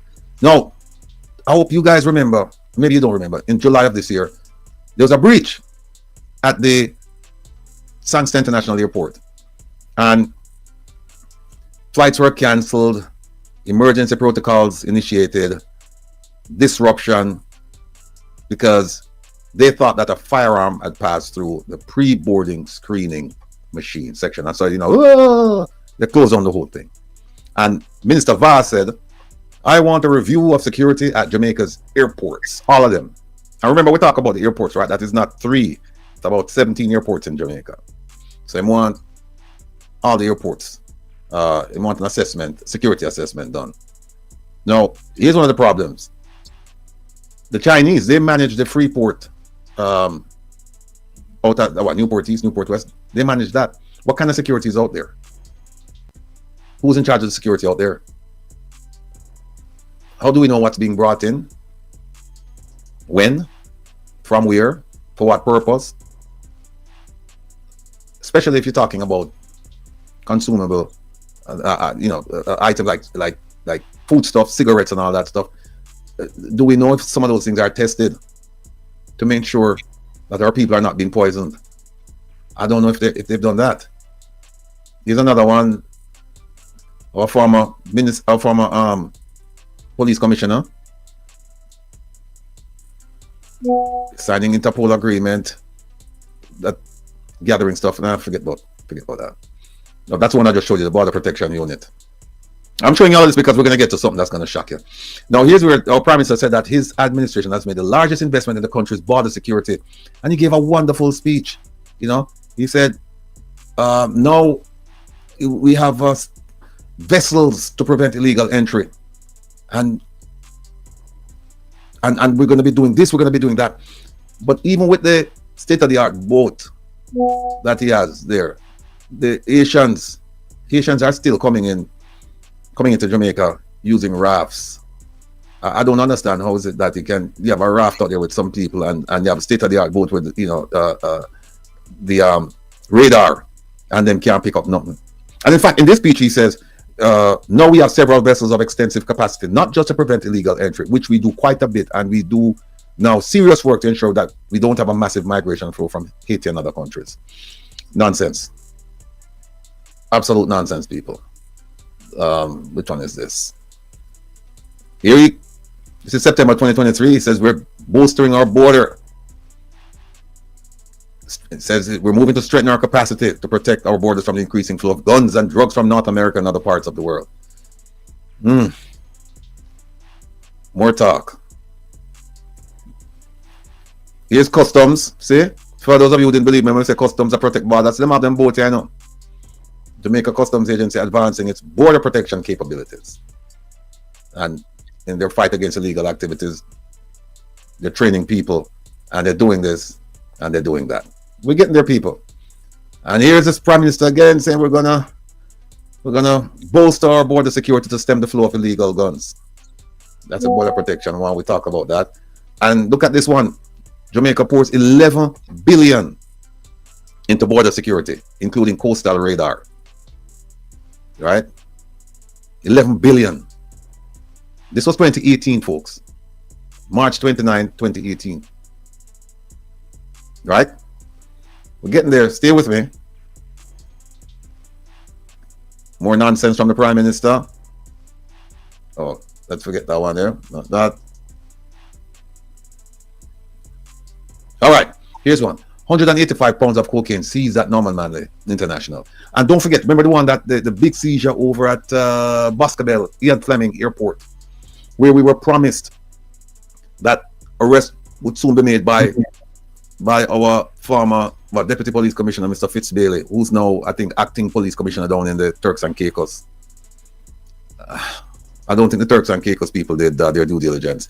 But he said that he was going to make arrest, that the JCF was on the verge of making arrest for years now. And nothing has happened. And if you notice, they're finding drugs all over the airport. But tell me, when was the last time you hear them arrest somebody? You always hear them say they want to. Nothing happens. Now, why do I go through all the trouble to show you all of that and talk to you about our border security? Not to mention, you know, the ports. We didn't talk about the ports yet. Why do I go through all of the trouble and tell you all of that? Because, wait there. I'm going to show you a document now that would have solved all of these problems. The problems at the airport, where they can't, drugs show up there and they can't figure out who brought the drugs there, no arrest, nothing like that. All right. I'm going to show you a document now, right? But before I show you the document, let me tell you this. There's a company called Secure Report. I don't work for them. I'm not looking at a job from them. All I know is that they're internationally known for securing airports. And if you drive on, those of you who live in the DMV area, if you take 495 as if you're going to Dulles Airport, and about maybe 5 minutes before you get to the airport, look to your right. And you look to your right, you know, you're going to see there's a big building there. There's a Rolls-Royce dealership. It's the big sign, Rolls-Royce dealership there. Next to the Rolls-Royce dealership sign, you'll see Secure Report. That's where I think that's their main location. They've provided security services all over the place, all over the world. We're going to show you all of that. But here's what happened. On June 22nd, 2018, they met with the leader of the opposition, Dr. Peter Phillips, and they met with his assistant, Mrs. Imani Price. And the purpose of that meeting was to provide a proposal. Say, this is what we can do, this is how we'll do it, this is how it will help Jamaica. And this is how it will help Jamaica's standing in the world, as far as security. On the same day, June 22nd, 2018, they met with the Minister of Security. Who was the Minister of Security? Dr. Chan. They met with him and his team, and they explained the whole proposal. And there was a suggestion that the proposal should be emailed to the Permanent Secretary. In fact, The minister himself told them, okay, nice presentation. Now I want you to email that proposal. And I have the proposal. And I also have the what do you call it? The email? No, not the email. The slide presentation. I have the proposal and the slide presentation. And he said, send them to my permanent secretary. From June of 2018. June of 2018. The email was sent 45 minutes after that meeting, not 45 days after. Remember, they met with the leader of the opposition and his assistant, and they said, this is what we're going to present to the government. Then they met with the government, they met with the Minister of National Security, said, this is what we'd like to offer you. And he said, you know what, nice, I like it. Email it to my permanent secretary. 45 minutes later, it was sent to the permanent secretary. On the same day, all of this took place on June 22nd, 2018. Same day, they met with a gentleman by the name of Nari William Singh. He's in charge of Civil Aviation Authority. He was in charge. I don't know if he's still there. He's still there. You know the name? Yes. Okay. Now, 3 months went by. No response. No response. On the 20th of September, same year, 2018, the U.S. Embassy sent a message to our Prime Minister.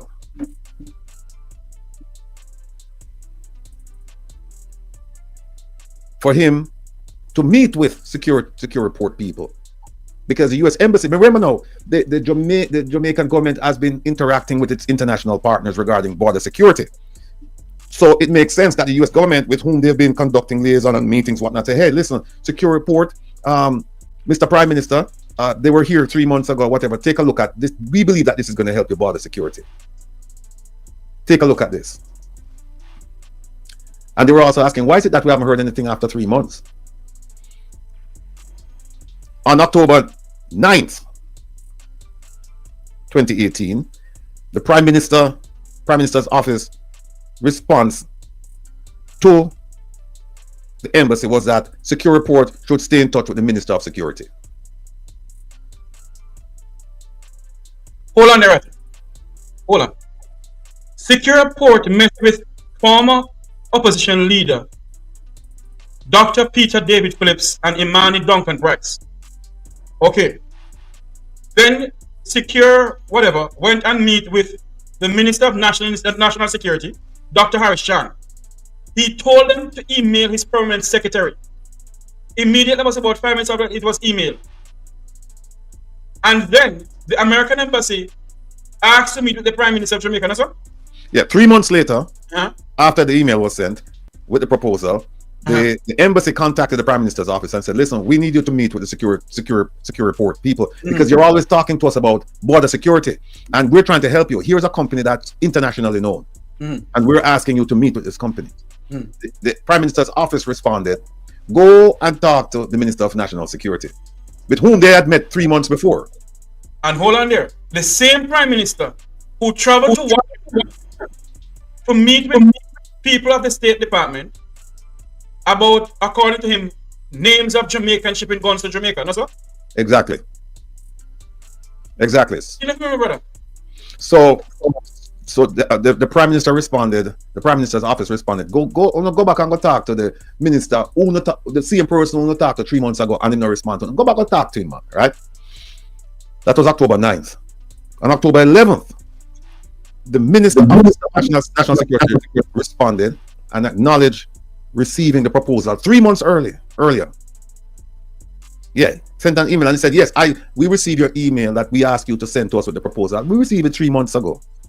And that was it. So tell me something now, Mr. Rattigan. As a retired former FBI special agent, when you read all of this, sir, it's your program, not mine, but you know, I have to answer the question. When you read all of this, Mr. Rattigan, what does that say to you? Does that look like the Jamaican government wanted to solve crime in Jamaica? You know, when I'm looking at the timeline and I'm looking at the communications between them, between Secure Report and the government, I have to say no. They're not interested because here it is that you, and by the way, Mr. President, but by the way, they went to the U.S. government, and said, listen, we need help because too much guns and drugs are coming and we need help. And it is my understanding that they even send a man to Southcom, right, where the military have them satellites and things, scan the Caribbean. And them send a man there to go watch and see what going on.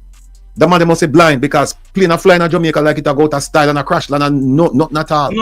Nothing. So they go to the Americans and say, we need help. The Americans say, okay, fine, we don't need help. Here is somebody that we use. Here is somebody that we think would be useful for your purposes to protect your borders. Remember, we go ask them, we ask the Americans for help, and them say, okay, here it is. So when the man them come and the man them show them what them can do, when the man them show them, and I know DB security people, most of these people who work for security port, they're retired federal agents, whether them come from Homeland Security, FBI, DEA, ATF, whatever. That's their composition. That's how they make up, right? So they know about security. So the man them tell them the things them can do. I don't know if it frightened them and them say no. Yes, Ratty, frightened them because they don't want them to come in there, Remember the former world-class minister, FBI is coming on to investigate SSL, So they don't want that in there because if that ever happens, God help them, No. So from 2018, nothing. Government not dealing with security port. Now I am going to show you the proposal. But before I show you the proposal, I'm going to give you the conclusion first. I'm going to give you the conclusion that I'll show you. I want you to tell me, Mr. Jeffrey Tavares and all of our family members in the chat who can talk to it, because I want to take phone calls for the program. I want you to tell me, because it costs money, It costs money. I want you to tell me how much money Security Port was charging Jamaica to put this technologically advanced system in the airports. And by the way, this system, you could also use it at the ports. I want you to tell me how much money you think security. Them money there. Tell me how much. About 50 million US, Jamaican. Yeah, get warm. Come in, people, and talk to me, This is the part where we need, it's interactive. Come in, talk to me. How much money you think Security Port did that charge Jamaica for putting in the system? Mr. President, $3 billion. $100 million. Anthony G said less than 1 trillion. That is Anthony, you're not easy at all. Pastor Ricky, 100. Petra E, 5 billion. Million of US are Jamaican that. Petra 2.5. Benija, I'd say what? 100 million. All right. Joycelyn, Freedom, OT. Wanna come at the front of the class. Monica, come at the front of the class. This is how much them that charge Jamaica. Hold on,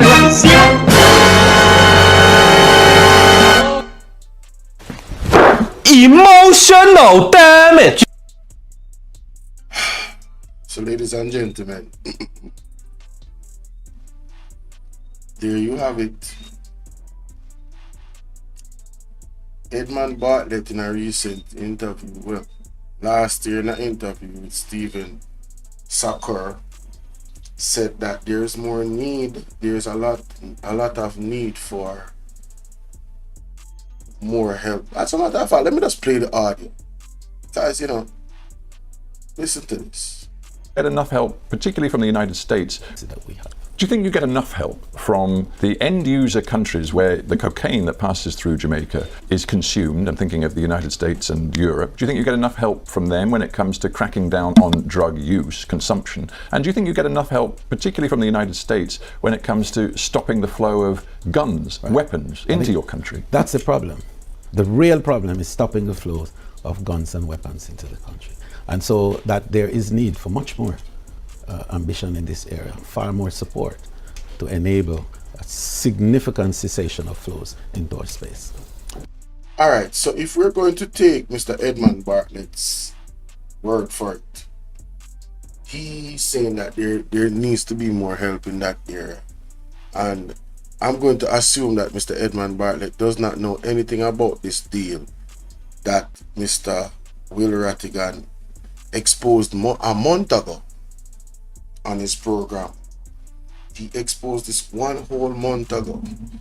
The company Securicure, as you heard in summary of the situation, was summoned by the United States because Jamaica summoned the United States for help to secure our borders. So I am trying to figure out, ladies and gentlemen, why are we still having the problem with our borders when we were given a sweet deal of $0 in paying this company to secure our borders, the same company that secured the United States? I need our labor rights to fill up the comment section and give me all the excuses in the world why this was not done.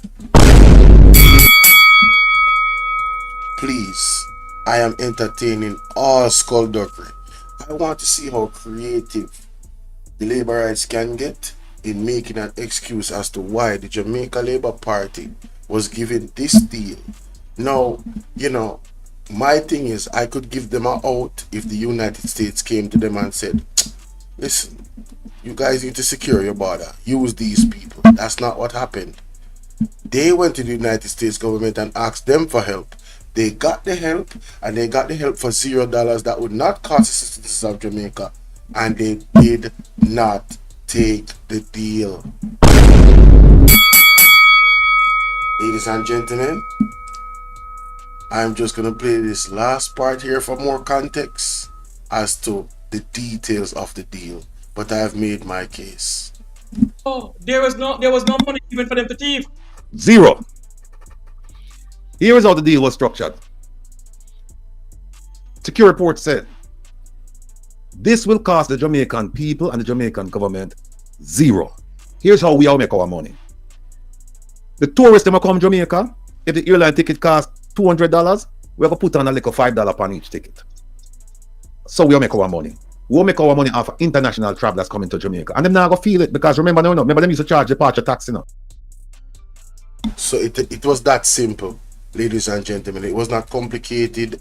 There was no procurement. There was no excuse for the Jamaica Labour Party, the government of the day, that understood a serious problem was out there, like our borders. And Andrew Wallace, as he showed in an article, said, oh, we're going to bolster our borders. Who remember? He showed it. It's in the clip. And if you watch it in full, you'll get the full context. Like I said, I rest my case. I have a reaction to do on my next channel. That's pretty much has nothing to do with politics. And I'm just going to get it over with this morning, because, you know, the people were asking me to actually do it.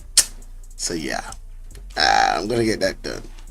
Yeah, so let me know what y'all think in the comment section, man. We have an uncaring government, a government that is dragging their foot, that's not assertive in dealing with security. And these are the facts based off the evidence that I just showed. There's no other conclusion that I personally can come to in regards to this. Something like security that this government and Johannes has boasted how much money that they have put in it. Well, I guess it's because any money wasn't being put in it. Why they didn't take the deal? It was free. Maybe that's the problem. There was no tax dollars coming out of Jamaica to put into this deal. Maybe that's the issue. I don't know. Let me know what y'all think in the comment section. Lord have mercy.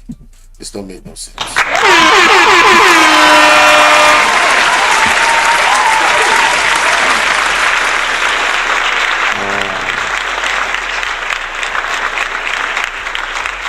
Let me see if there's anything in that. Former United States Virgin. Oh yeah, I was supposed to cover that. I covered. That's the only thing I didn't cover this morning. I covered everything else that I intended to cover.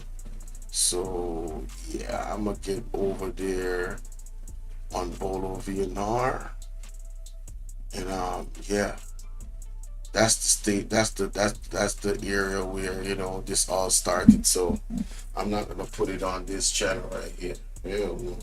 So thank you guys for coming through. If you don't catch the replay of the full video, trust me, all the different sub videos of this video will be posted sometime throughout the day.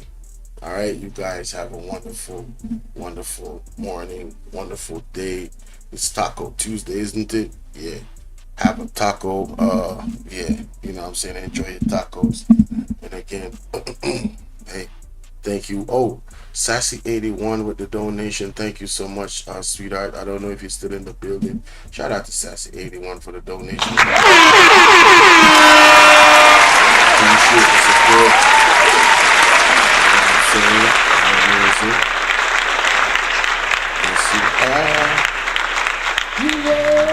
You are. Don't wanna hear you. Edmund Bartlett. Oh my God. Lordy, lordy, lordy. You sure did step in this one, boy. Oh yeah. So that's gonna be my thumbnail right there. Yup. This looks bad. You said what? Anyway, see y'all later, man. I'm out. Peace.